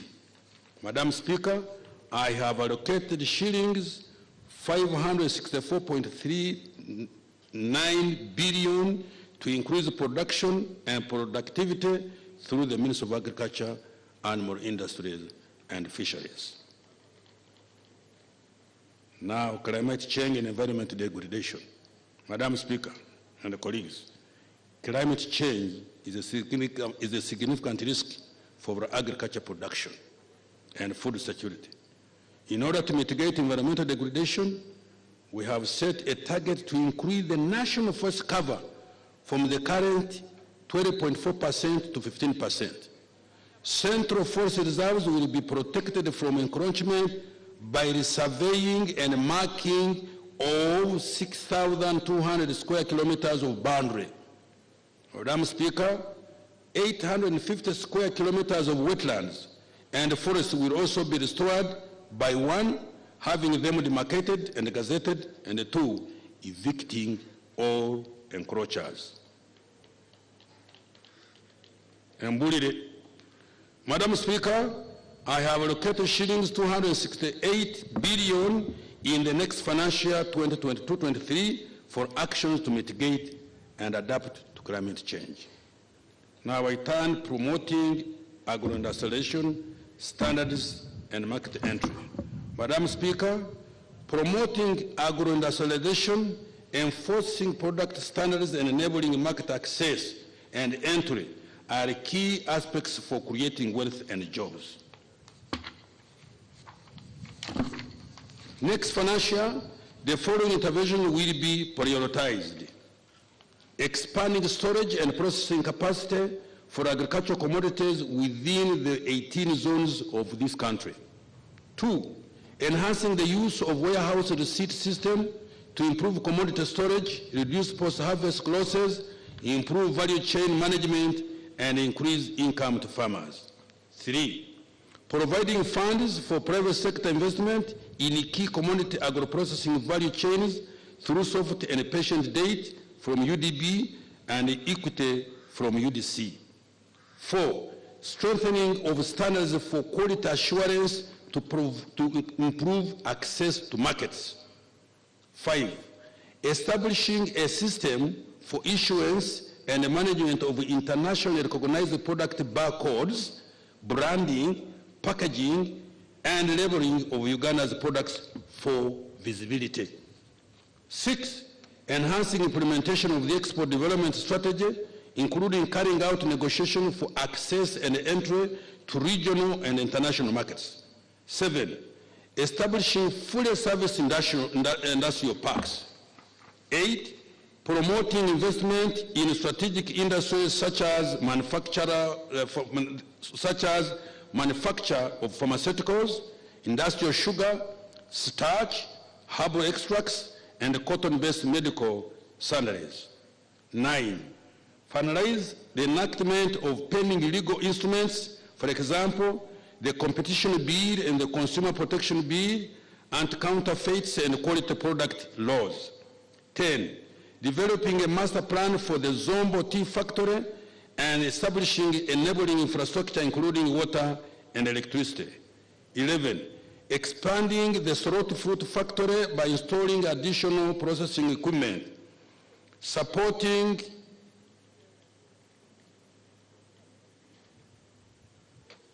there is also a factory in a place called Kakoge, which is handling Soroti fruit, which is handling mangoes, pineapples, and I visited it last Friday.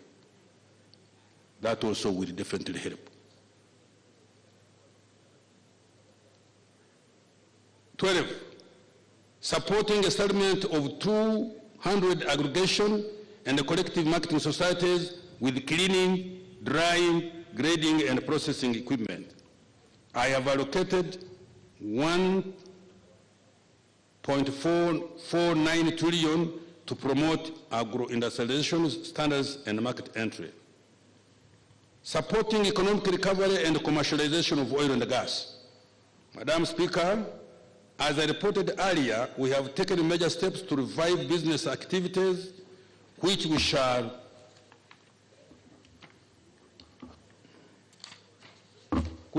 continue to do in the medium and in the following sectors. Tourism.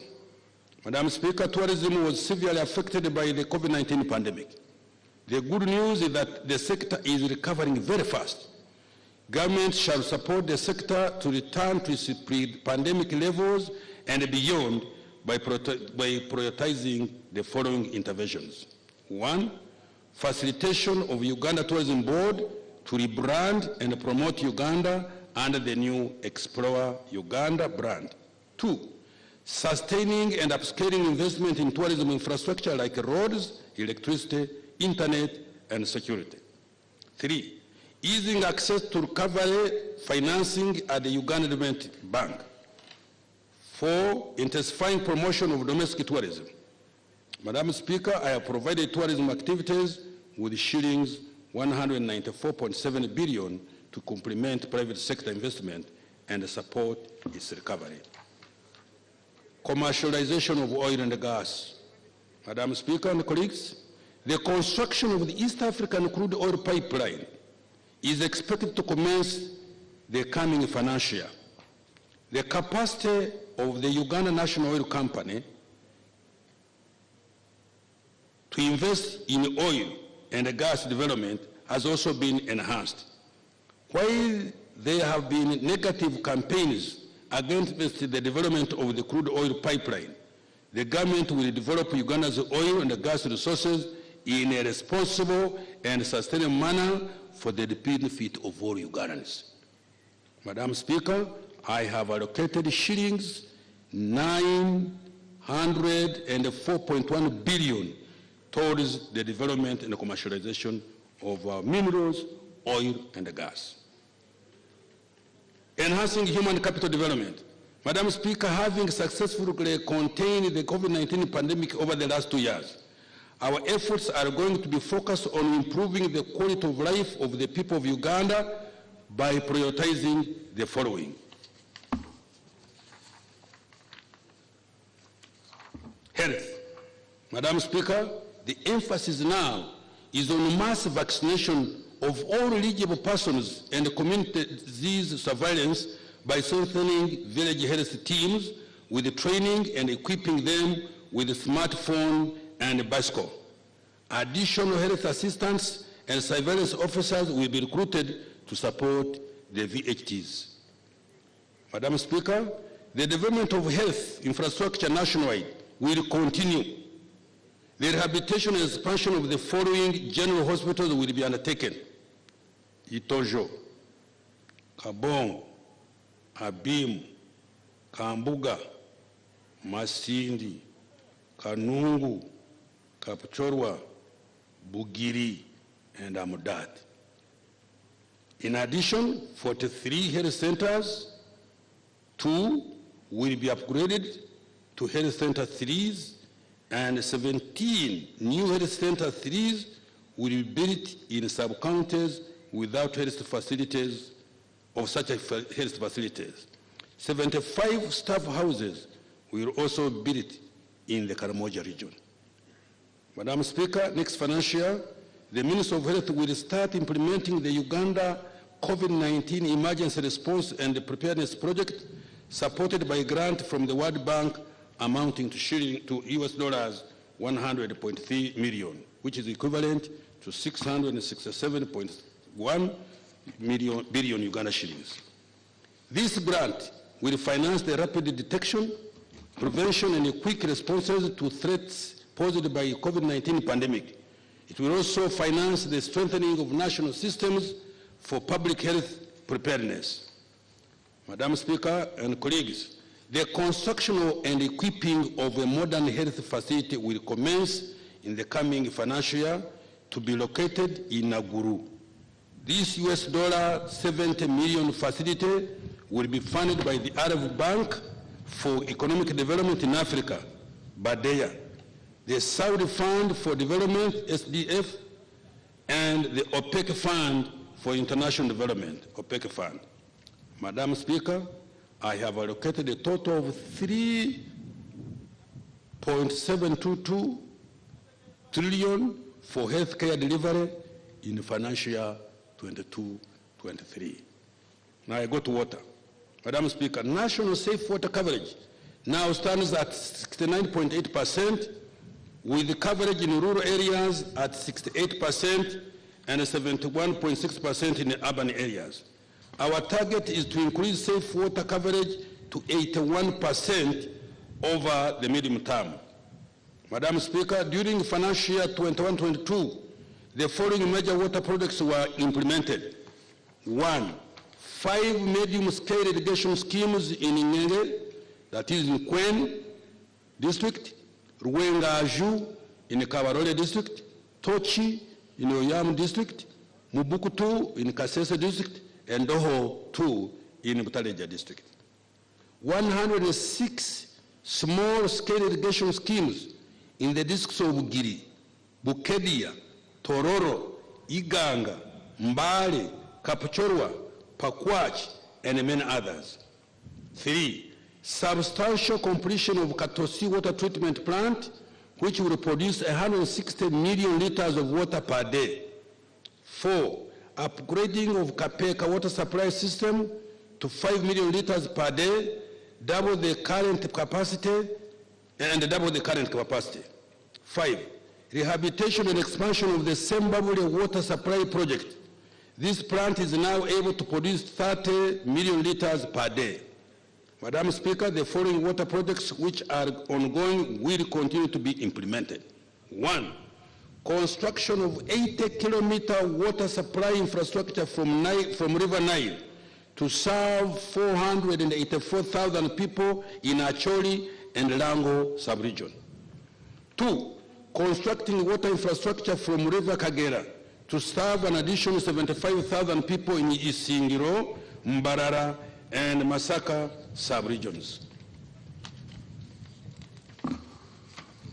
The Wakiso wastewater and sanitation project, that's number 3. Number 4, the rehabilitation and expansion of Mbale water supply scheme.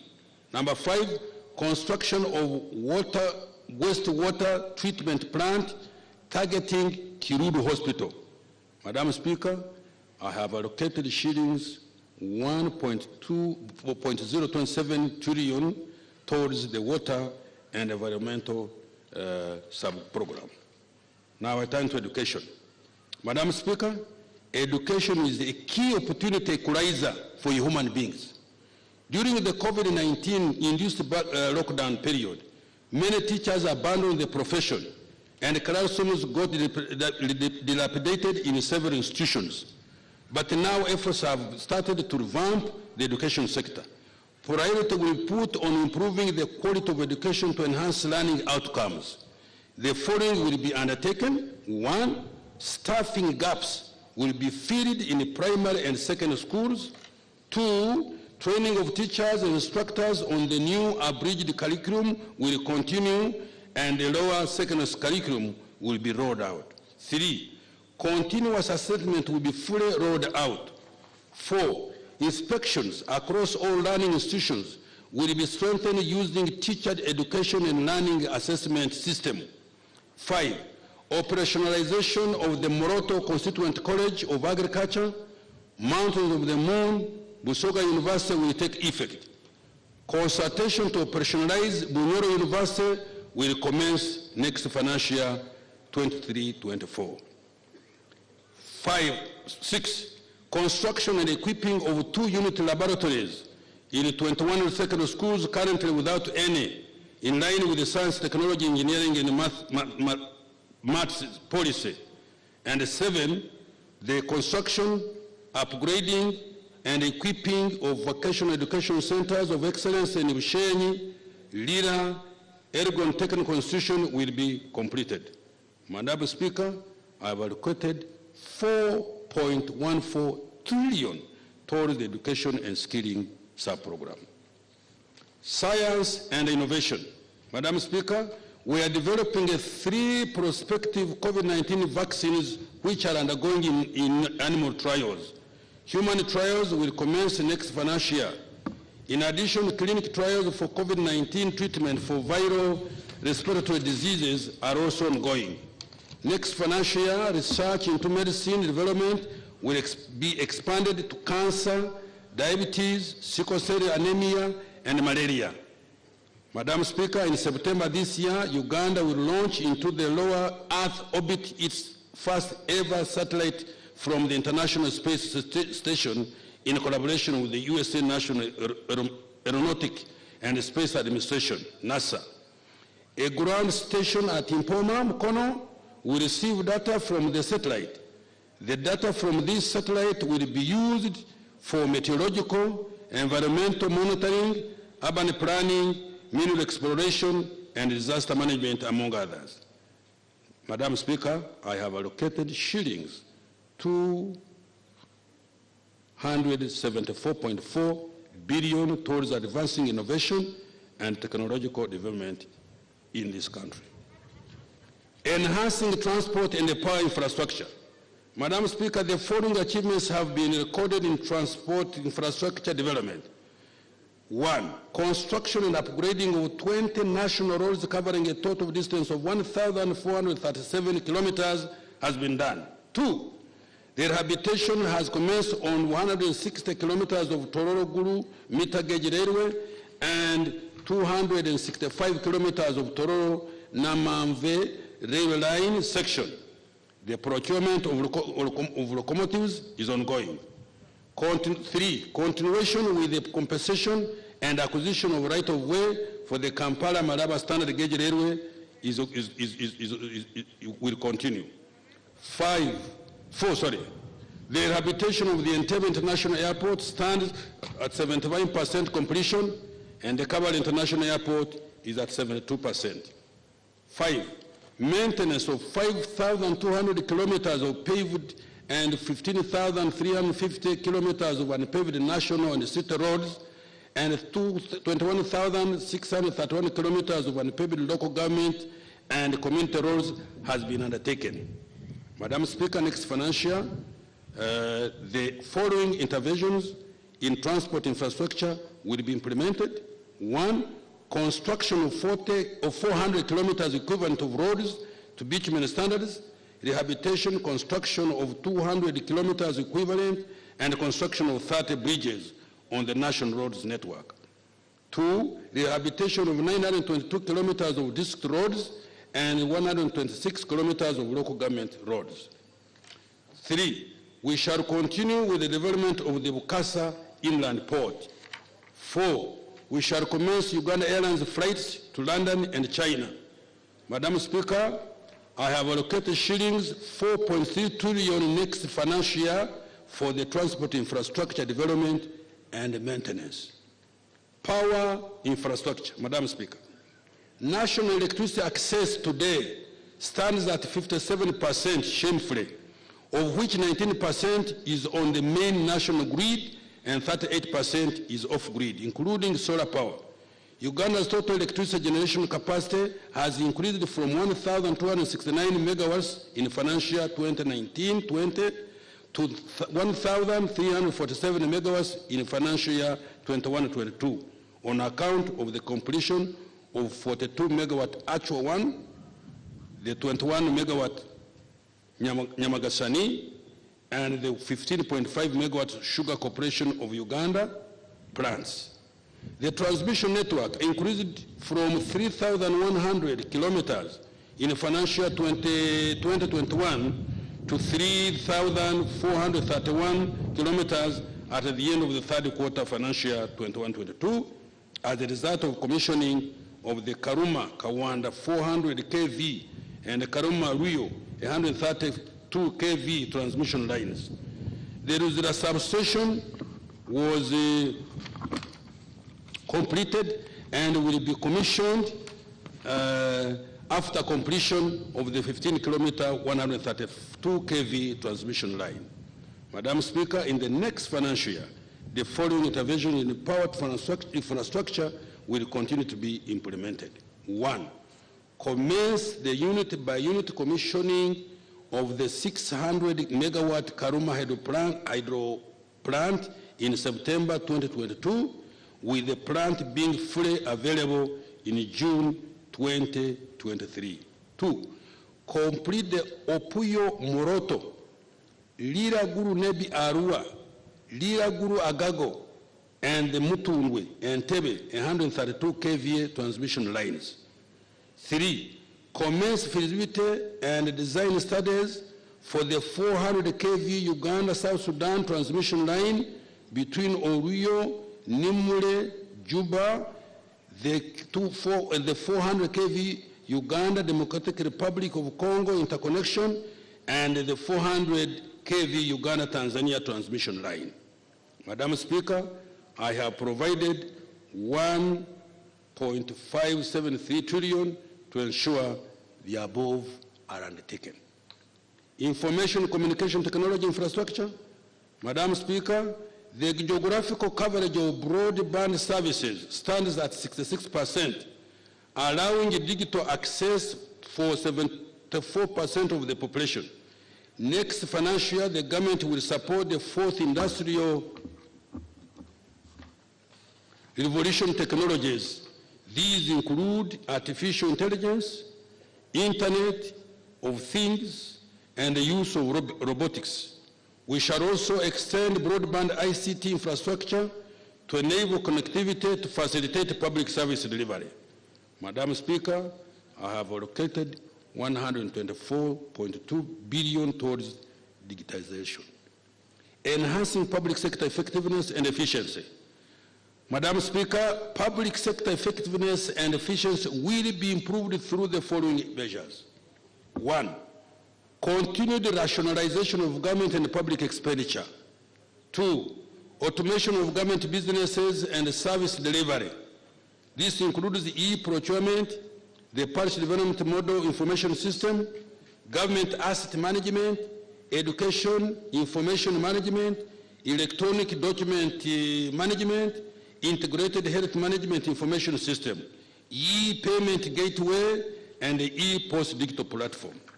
We shall also, 3, we shall also embark on decongesting the citizenship and immigration office in Kampala by establishing centers in the Kampala capital city divisions, commencing with the Nakawa division. 4, the salaries of medical workers, scientists, and science teachers have been enhanced. Very big. In addition, I think I'll repeat this one. The salaries of medical workers, scientists, and science teachers have been enhanced.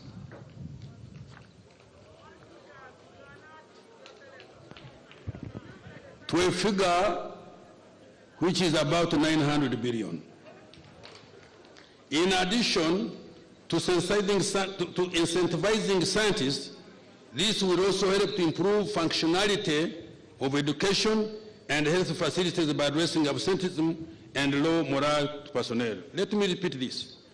In addition to incentivizing scientists, this will also help to improve functionality of education and health facilities by addressing absenteeism and low morale of personnel.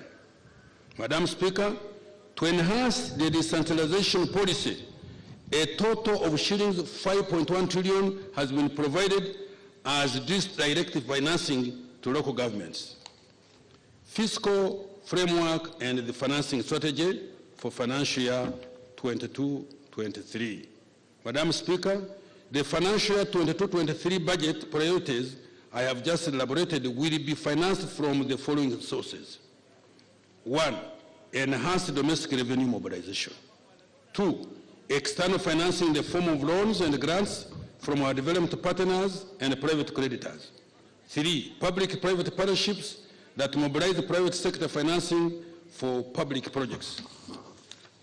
The resource envelope for financial year 22-23, Madam Speaker and colleagues, the resource envelope for financial year 22-23 amounts to shillings 130.7 billion or 48.13 trillion, and is comprised of both domestic and external resources as detailed below. Domestic revenue amounts to 30,797.3 billion, of which 23,754.9 billion will be tax revenue, and 1,795.9 billion will be non-tax revenue. Domestic borrowing amounts to 5,007.9 billion. Budget support accounts for shillings 2,609.2 billion. External financing for projects amounting to shillings 6,716 billion, of which shillings 4,625.7 billion is from loans, and shillings 2,990.5 billion is from grants.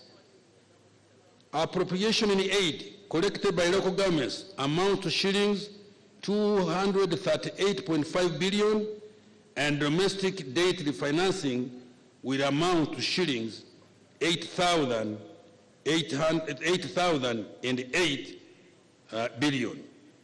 Madam Speaker, total expenditure will be shillings 48,130.7 billion, or put it 48.13 trillion.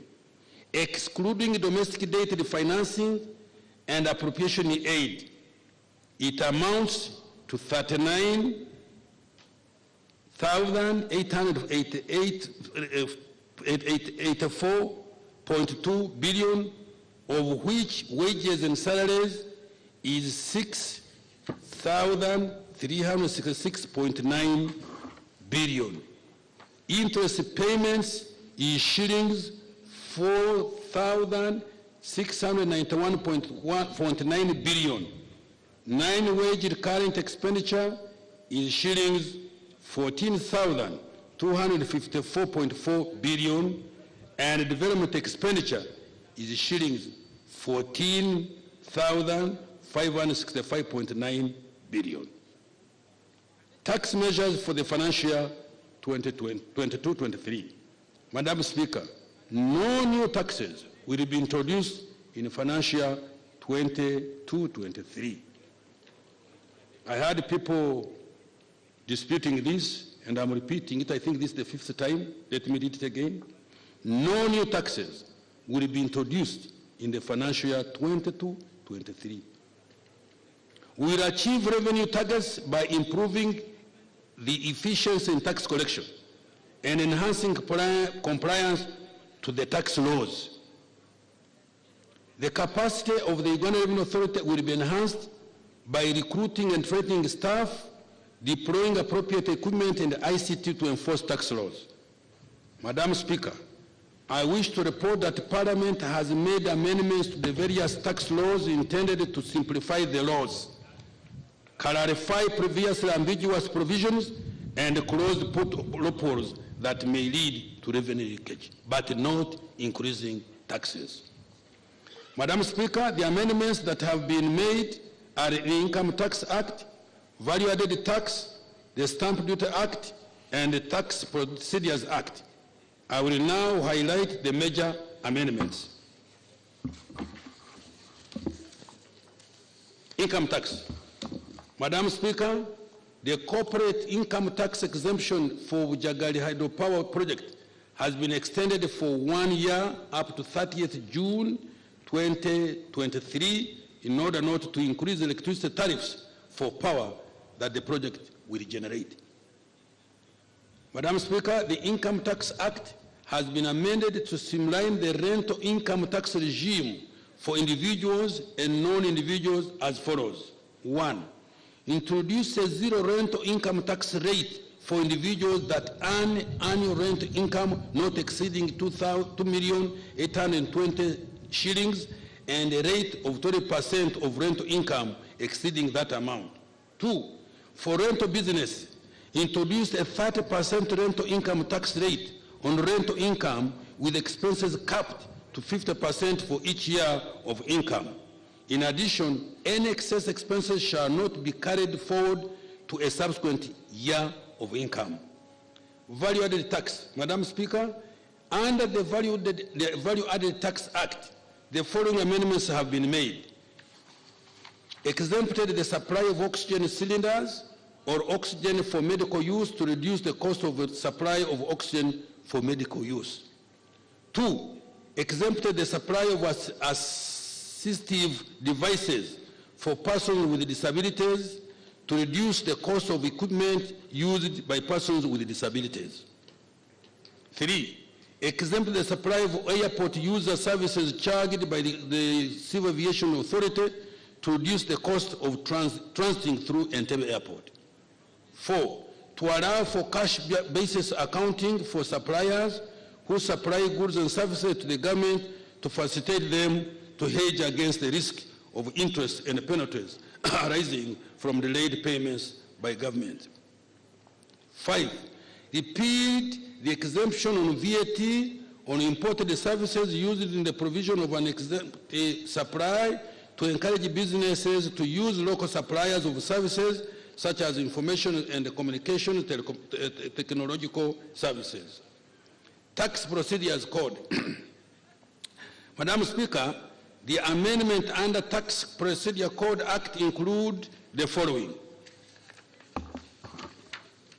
Introduced penalties for failure to provide information for purposes of automatic exchange of information to improve compliance. 2.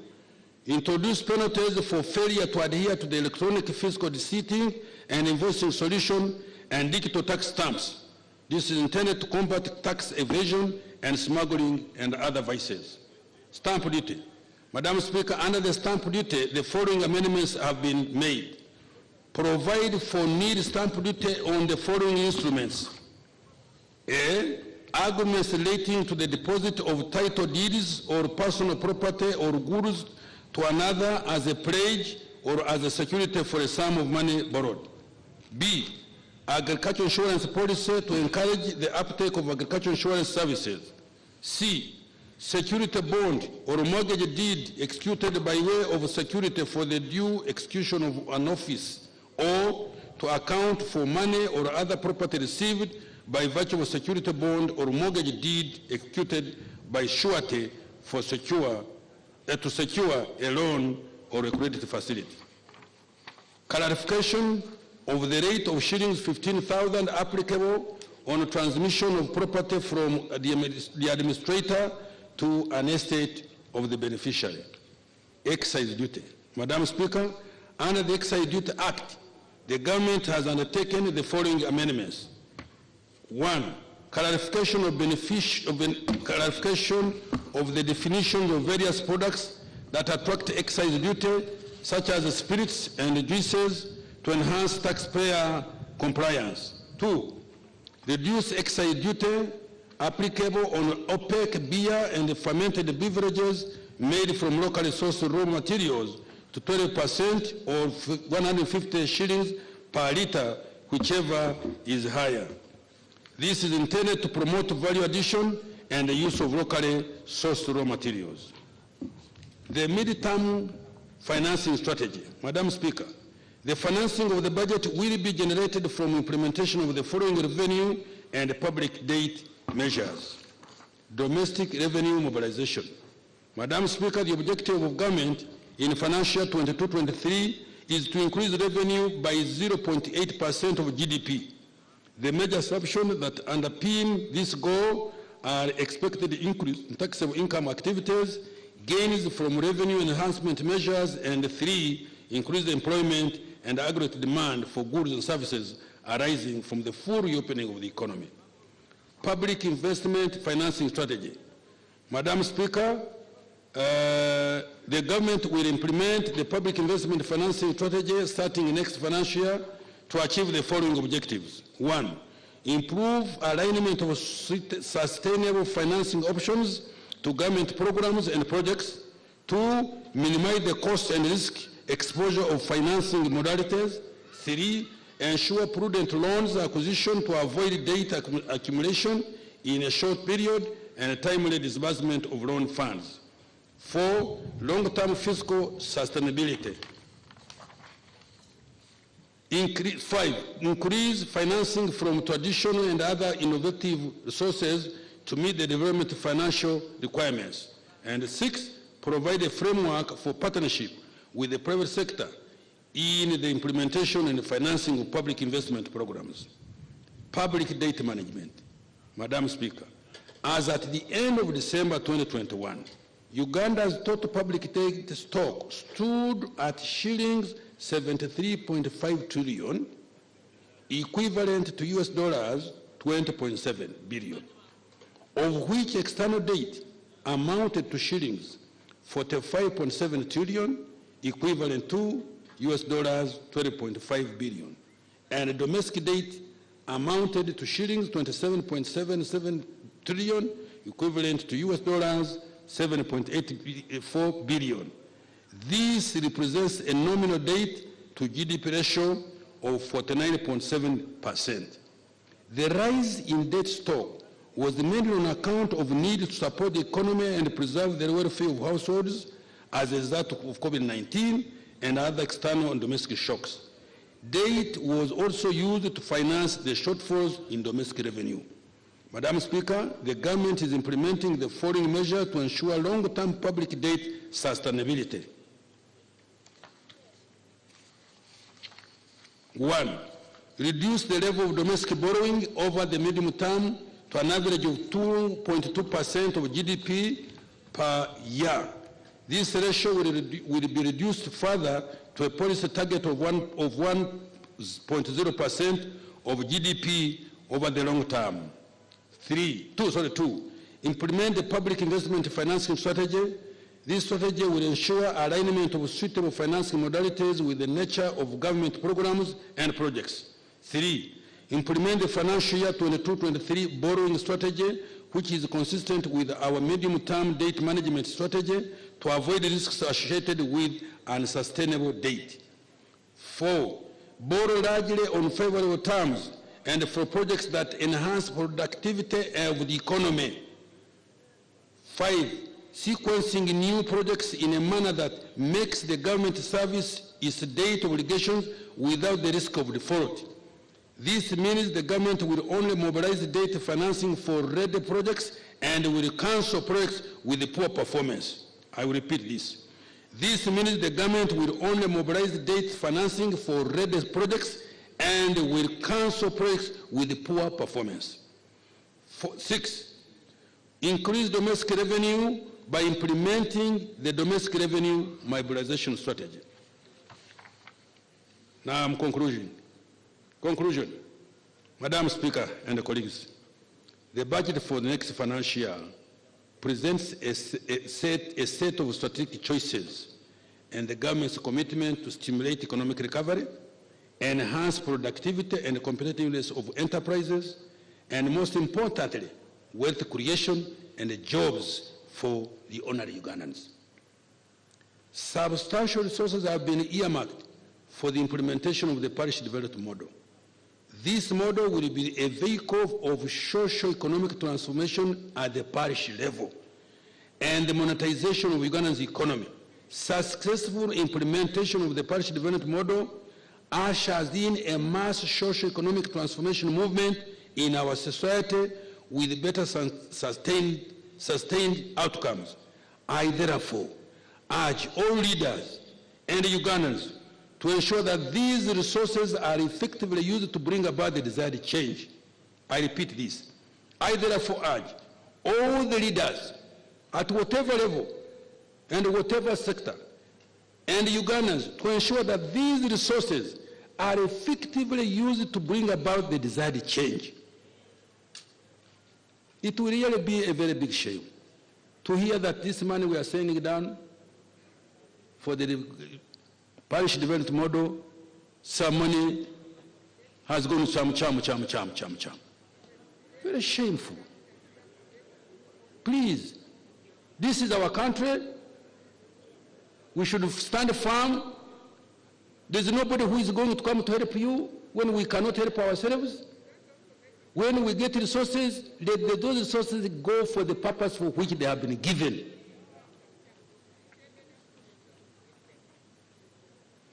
To the Ugandan scientists and health workers, government has fulfilled its commitment to enhancing your pay.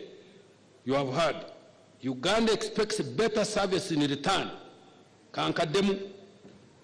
Tit for tat. Tit for tat. Mpankwe. You give me, I give you. I have enhanced the sciences salaries by a figure which I mentioned. I expect to get a better return. To the micro, small and medium enterprises, I implore you to take advantage of the economic recovery programs and the opportunities that come with petroleum and other public infrastructure investment to re-strategize, recovery programs and the opportunities that come with petroleum and other public infrastructure investments to re-strategize, recover your businesses, expand and formalize. This way, you will be able to benefit more from the now bigger East African community market and create decent and better paying jobs for our children. For our who?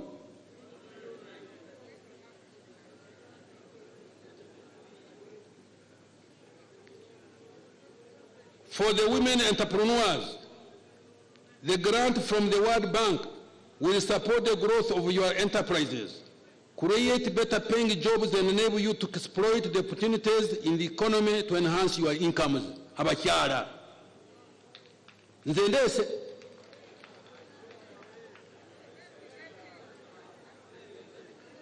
For me to be happy and to believe that you have responded, you must be productive.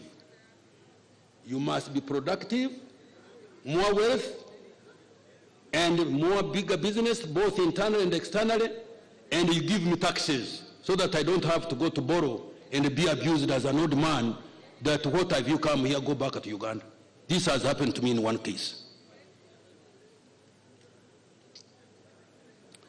Madam Speaker, I dedicate this budget to delivering the Ugandan household still in the subsistence to the money economy. I thank all of you for listening to me, and may good Lord keep you in good health so that we see this Uganda becoming a much better place for everybody to live in. Thank you.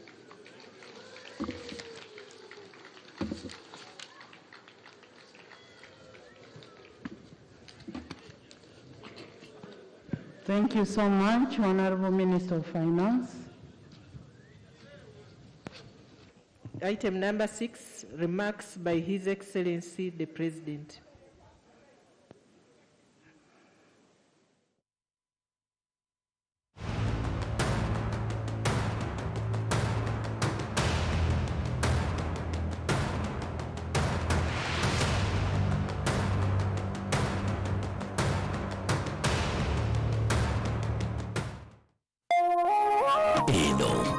Salam TV. Adhan ngekutuswako. Hotel Africana. Come as a guest and live as a friend.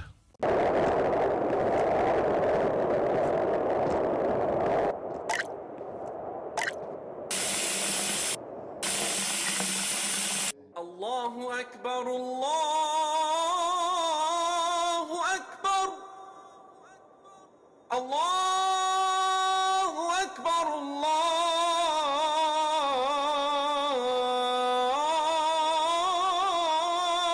Akbar.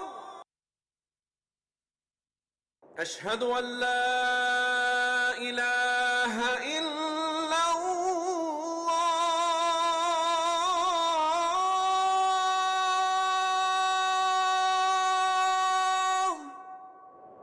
أشهد أن لا إله إلا الله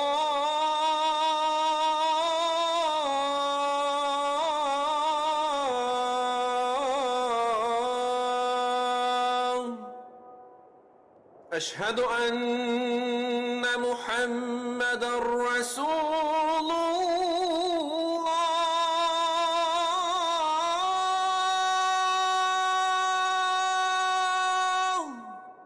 أشهد أن محمدًا رسول الله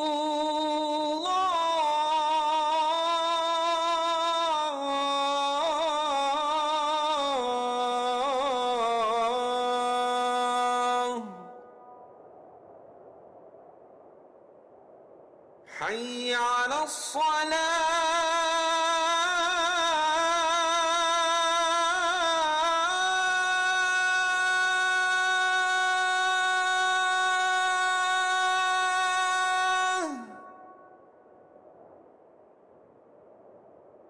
حي على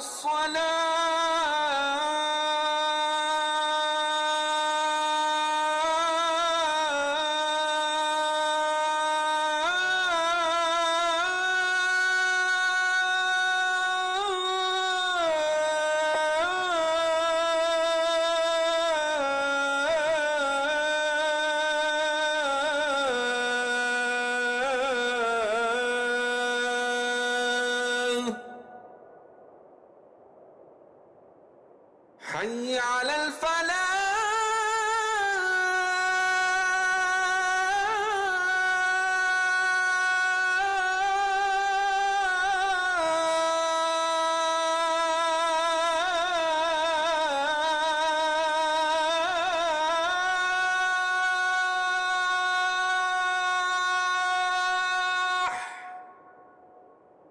حي على الفلاح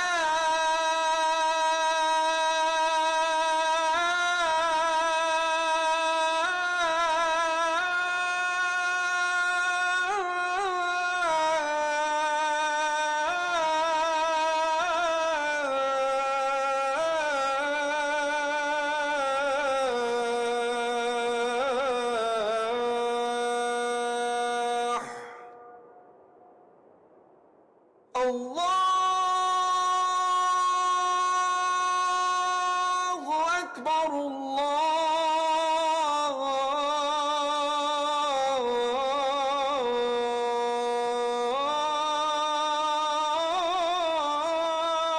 الله أكبر لا إله إلا الله.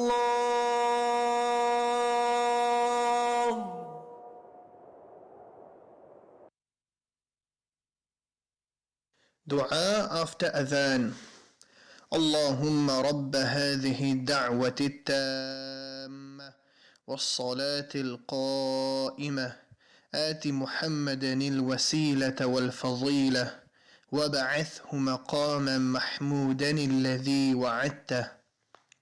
O Allah, Lord of this perfect call and this prayer to be established, grant Muhammad al-Wasila a high and special place in Jannah and al-Fadila a rank above the rest of creation, and raise him to a praised platform which you have promised him. Adhan ngekutusibwako. Hotel Africana. Come as a guest and leave as a friend.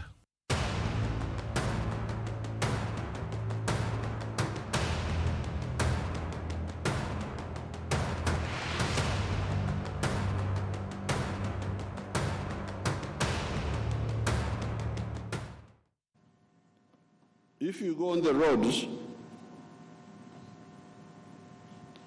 I have the whole list here.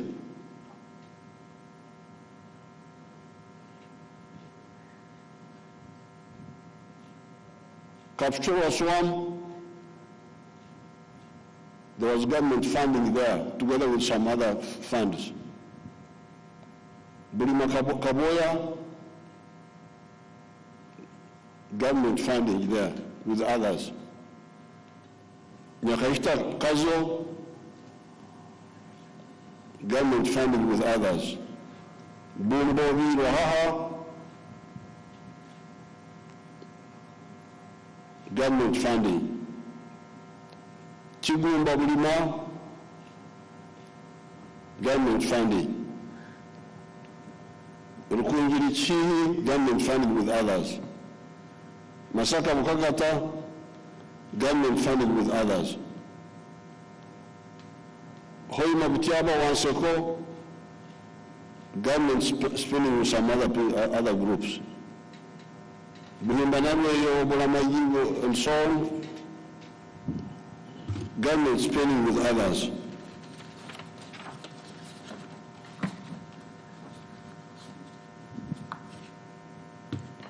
Masindi Park, Parabulisa, government funding with others. Hoha, Nyairongo, Charusesa, Butore, Kabale, Chizaramfumbi, government funding with others. Atiak, Laropi, government funding with others. Kampala Northern Bypass, government funding with others. Kampala Bayazazirowe, government funding alone, nobody else, just government money. Matugasimto, government funding alone.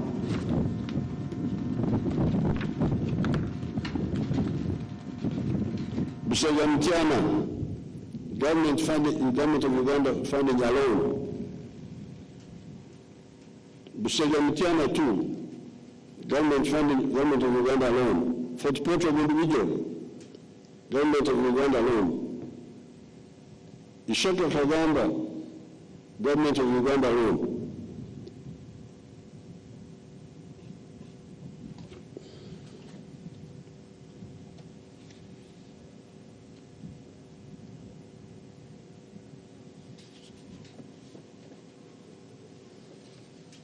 Mugende Kakumiro Kagadi, government of Uganda alone. Wahaha, government of Uganda alone.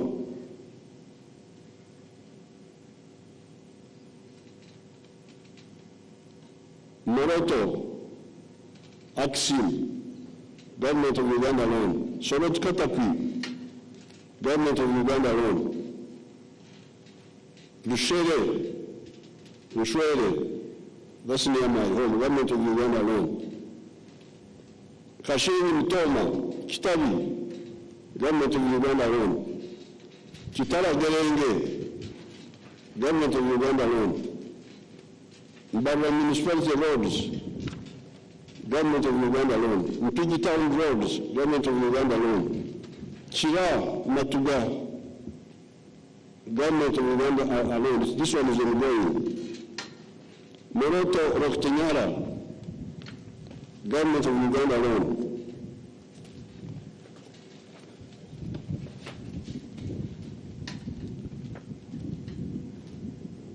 Entire hospital, entire pediatric hospital, government of Uganda alone. Chirama Tuga, government of Uganda alone. Majana Nkundu Busawala, government of Uganda alone.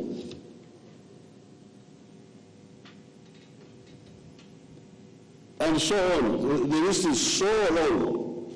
I will send this list to the honorable MPs so that you can see. This was now new construction, constructing new roads or constructing old ones. But there is rehabilitation. Mitiana Mbende, government of Uganda alone. Katuru Kasese, government of Uganda alone. Soloti Dokoro, Lira Kamdi, World Bank and government of Uganda. Toru Mbare Soloti, World Bank, government of Uganda. Masaka Town, government of Uganda alone.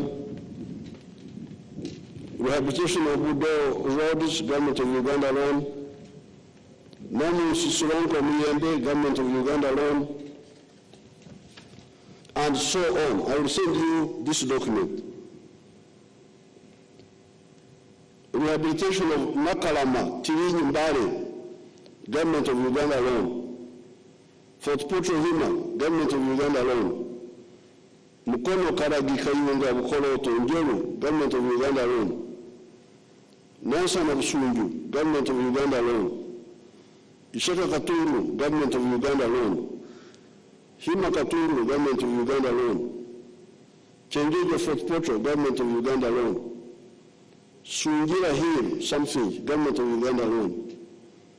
Bundude Nyauka, government of Uganda alone.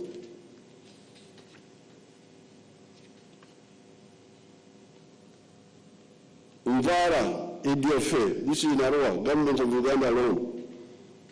Iganga Kairo, government of Uganda alone. Okwachi Nibi, government of Uganda alone. Kamdini Gulu, government of Uganda alone. Chiyandongo Karuma Kamdini, government of Uganda alone. Jinja Kamri, government of Uganda alone. Mbale Soleti, government of Uganda alone. Tororo Mbale, government of Uganda alone. Karembe Kafu, Chiyandongo, government of Uganda alone. And so on. This is now the roads coming out of that decision of 2006, where we said we must have our own money to deal with the development budget. On the side of electricity, the same. Hoi Machinyara, there are many other projects, geothermal resources, Energy Investment Fund. There are so many other programs here of the petroleum.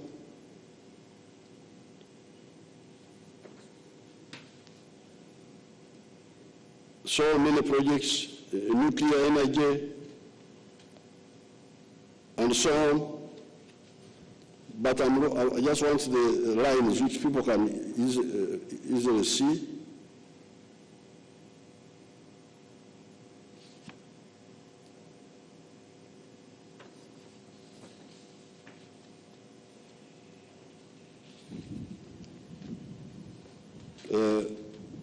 Mbawe Nkenda, Tororo here, government of Uganda with some other people, some project here, abbreviation, industrial parks, government of Uganda with some other people,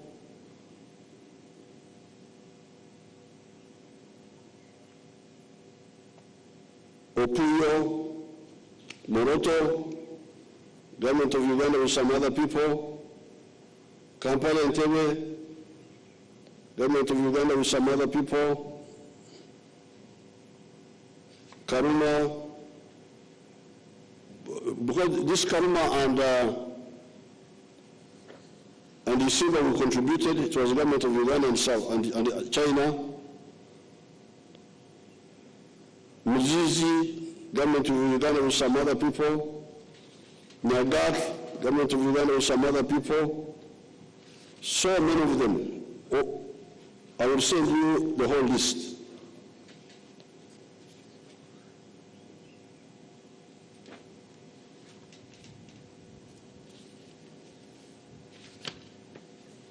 So, the point I'm making here is that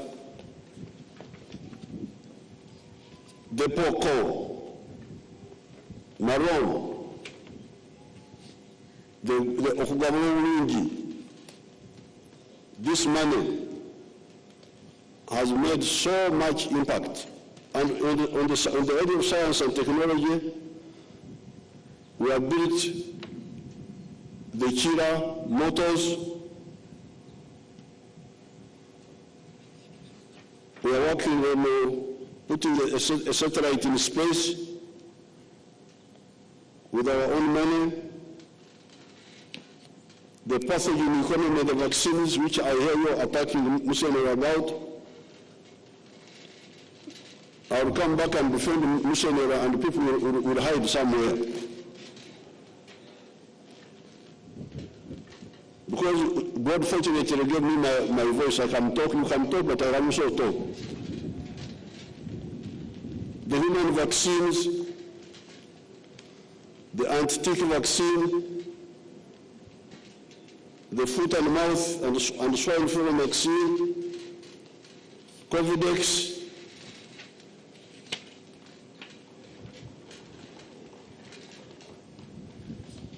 digital electronics and automation, all these are funded by the government of Uganda,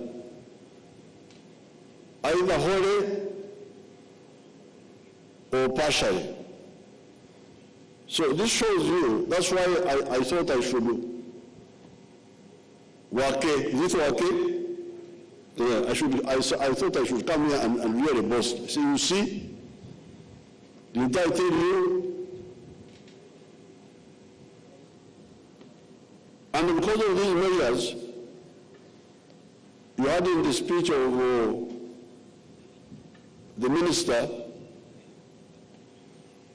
saying that the GDP per capita is now 1,046.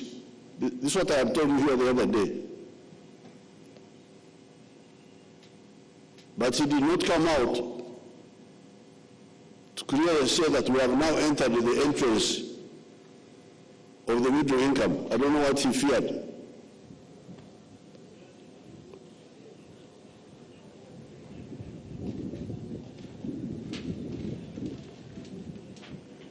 I don't know whether he feared that we may enter in the entrance and then go back. I don't know what he feared. Go back out of the entrance. But I don't see how we shall go back from the entrance. Because the entry point is 1,000, some say 36, some say 39. These people can tell you the exact figure.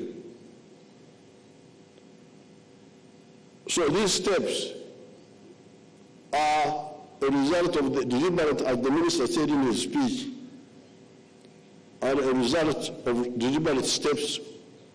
Some of the deliberate steps we take, but others, we don't take them. And we waste a lot of time. If I had not insisted in 2006 to put this money in the roads, I don't know where Uganda would be, and electricity. I remember, for instance, the line from Konakirak to Patongo to Karongo and maybe Abim. The Swedish had promised us to do it. But last minute they said, no, we can't do it because there is war, there is what. That's when we said, no, we shall use our own money and do it. And we did not only take the line to Patongo and Kalongo and Abim, but we went even further to the Ramos and so on. So therefore, I really want to advise the political leaders to know that Poko, Marom, has positive consequences. Now, in my up-country tour, I have discovered one problem which I've been talking about, but not insisting, because that's my way of working. I don't want to force people to do what I think. I would rather persuade them.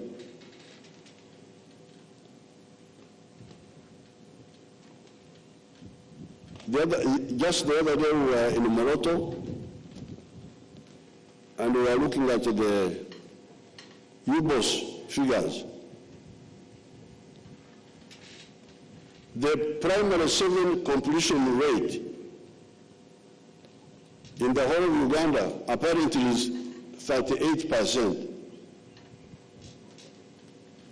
The children who go to the primary school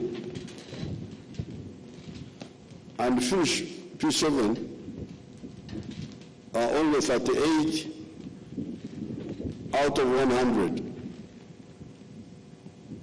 Which means that 62 go back to the village. They don't finish P7. And in the case of Karamoja, we found it was only 6 children out of 100 who finished primary 7. And you remember during the elections, I was talking about it. Because when we introduced UPE in 1997, the idea was everybody to go to school, universal education. Universal primary school education. And the reason why these children drop out is because of the school charges. I've been telling you about this so many times, begging, talking, as if I want people to come and work on my farm or do me a favor. So, no, this is a big problem for the country. To find that children, and you can see it in the elections, I was talking about it. In the primary school, the enrollment is 10 million something, 10 point something, almost 11. But in the secondary schools, only 2 million. Where have the other 8 gone? Of course, in the 10 million, it did not come out so that many of them drop out. Of course, many of them drop out. They don't go to the secondary school. So therefore, I call on the political class, especially the NRM people, to say no. We must budget for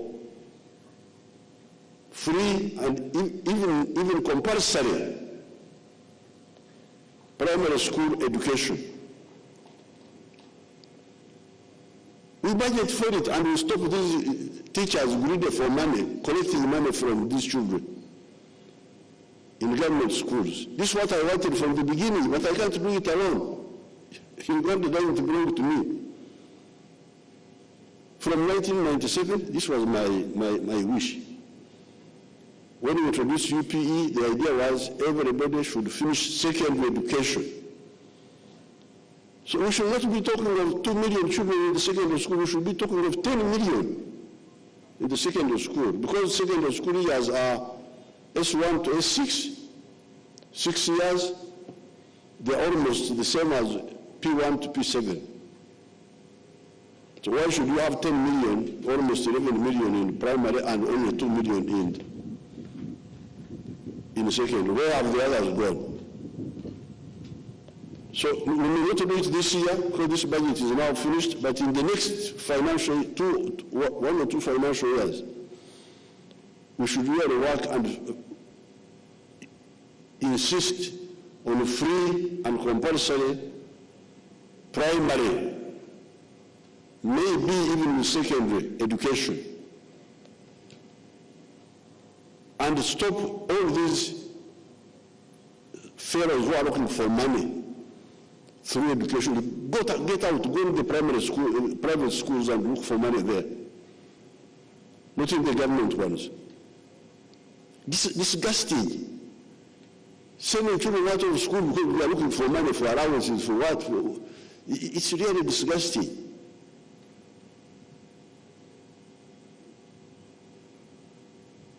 Now, the other big issue, because people talk of problems, but me, I really, I'm used to problems. And when I see what you call problems, I say, Rambi, these ones don't know what problems look like. I feel very sorry. But for me, the real problem for Uganda and Africa is lack of food. If there is no food, no mhogo. When I say food, I mean mhogo. I mean bananas, I mean akalo. If the akalo was not there, I don't know what I would do. I mean maize. Maize is important for kaunga, for animal feeds, for fish meals,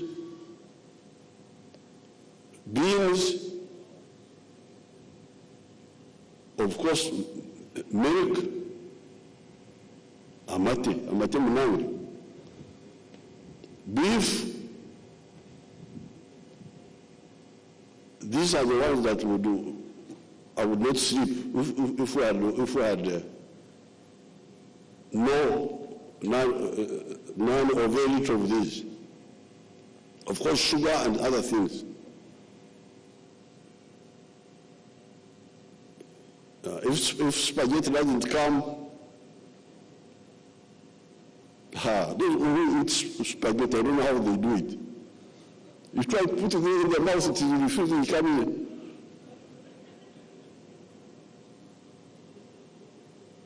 Why don't you do a nogo? You know a nogo? A noga.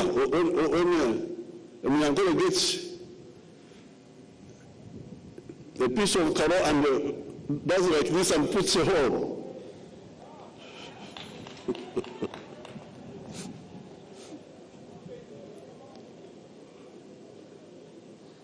What do they call it in this one? One of the former law, don't know anything. Somebody wrote to me, please, I'm very unparliamentary, very sorry, very sorry.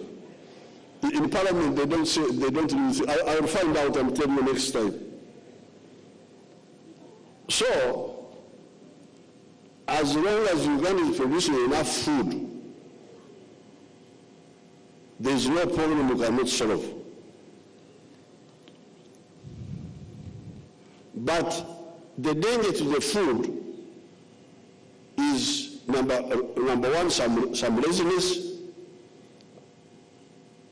This 39% of the homes whom want to, under parish model, to say, please join the money economy and produce for the stomach and for the pocket. But the other danger can be lack of rain or unreliable rain. So that's why in our budgeting, There is now something about irrigation, but in the future budgets, I would like us to do more for the irrigation so that we stabilize agriculture. There is no possibility of shortage of food, even if the rain has got some erraticness. But irrigation means water. So we go to the environment. So please, all of us must tell these people, especially the ones, the old problem of the wetlands, which was created by the British, was in Busoga and in Bukedi and in Kigezi, where they misled our people to go in the wetlands, thinking that that is a good thing to do. These ones, I have a program to get them out by compensating them because they were misled. They didn't do it themselves, they were misled by the government. But in the other areas, the people who are going to the wetlands are going there by themselves and against our appeals. And I demand that all these people get out of the wetlands unconditionally.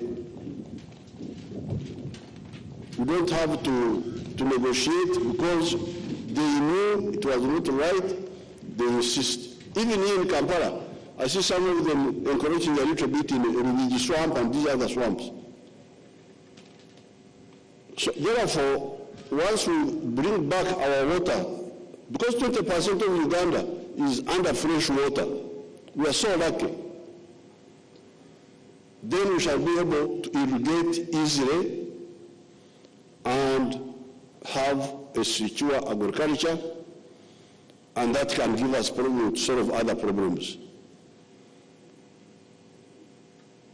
If there is a shortage of cooking oil from Malaysia, we can easily replace it. In fact, people have come up, very soon we shall be exporting that cooking oil instead of importing from Malaysia. So many people are involved with sunflower, with simsim, with palm oil. Very soon you will see that Uganda will be a big exporter. The only problem we may not easily solve is the problem of wheat, because we don't have, in Kapchora they try to grow wheat, but I don't think the land is enough.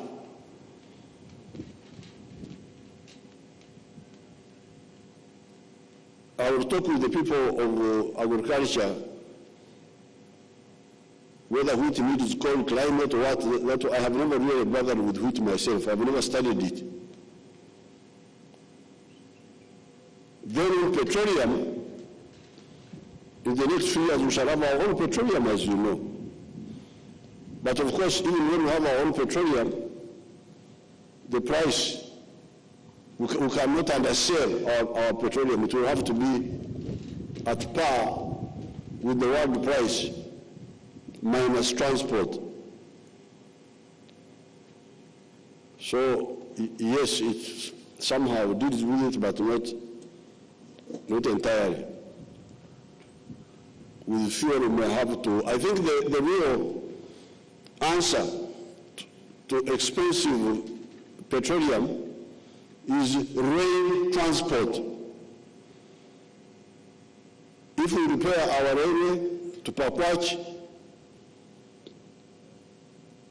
like the minister is saying, and if we transport many of the things on the railway,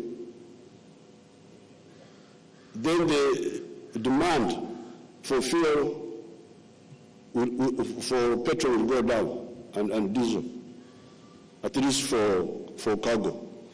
And later on with Kasese, that is the real answer to the problem of high petroleum prices. So I congratulate the minister But I'm glad you have not killed me when I have worked. I have boasted a bit about the achievements of the NRM. Okay, Simirana, say, didn't I tell you? Don't you see how much better off we are? A power banga.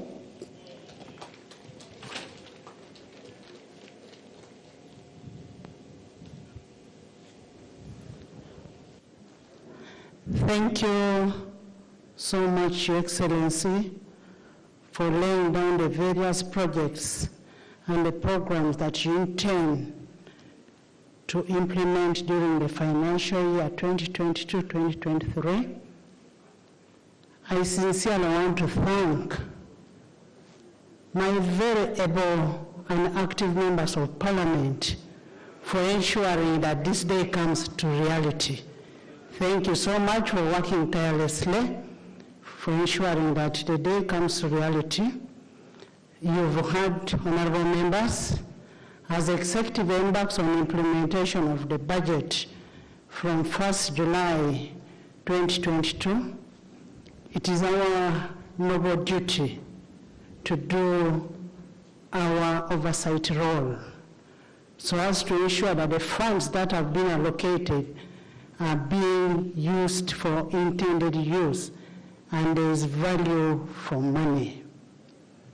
Mr. President, as has been the case before, thank you for having a clear vision of where the country is moving and championing this vision with commitment and dedication.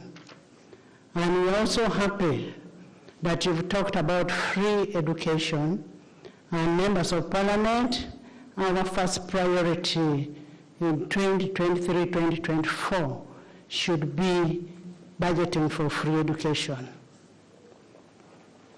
I once again want to thank you, Excellency, General Yoweri Kaguta Museveni, for fulfilling the obligation of tabling the budget for the financial year 2022-2023. The rest is now left to the technical team. Whereas it has always been our practice to meet and interact after such an important occasion like today, the current circumstances do not permit us to do so because COVID is still with us.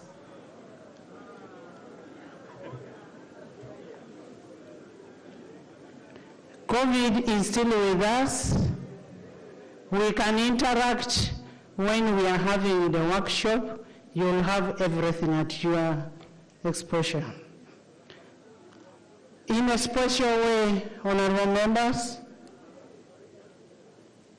when the speaker is speaking, you keep quiet. Honorable members, in a special way, I want to thank Mama Janet, for accompanying Your Excellency to come and give this budget. Thank you so much. You make us, the women of Uganda, proud. The House is adjourned to 5th July 2022 at 2 p.m.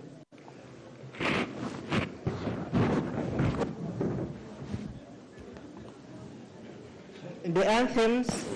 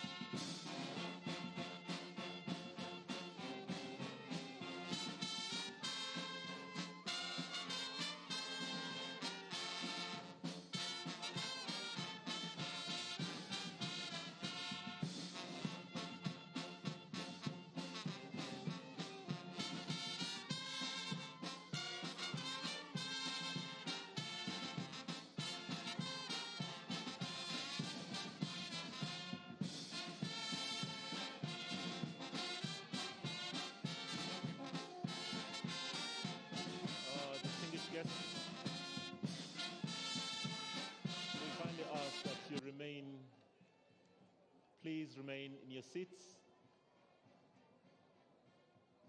The Right Honourable Speaker is seeing off His Excellency the President, the main guest for our day today.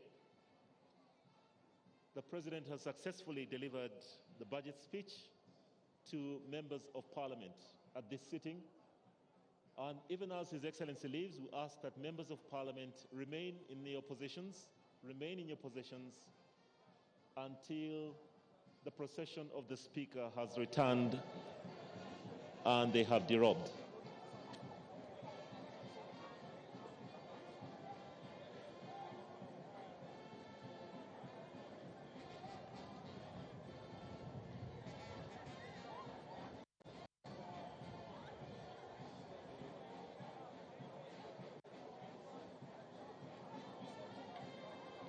So His Excellency, the President, together with the First Lady, are officially leaving the precincts of Parliament for the day.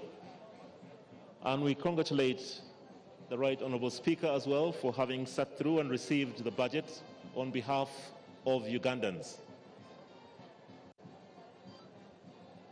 Just a few reminders, Honourable Members of Parliament. For the next 3 days, 15th, 16th and 17th of June, we just wish to reiterate what the Speaker had said, that induction for members of Parliament shall be taking place at the Imperial Royale. So please attend the induction for members of Parliament. And we also have transport arranged for all members of Parliament at the usual exit point. So after His Excellency has left, after the Right Honourable Speaker has left, members of Parliament, you may make your way. The budget of the financial year 2022-2023 has officially been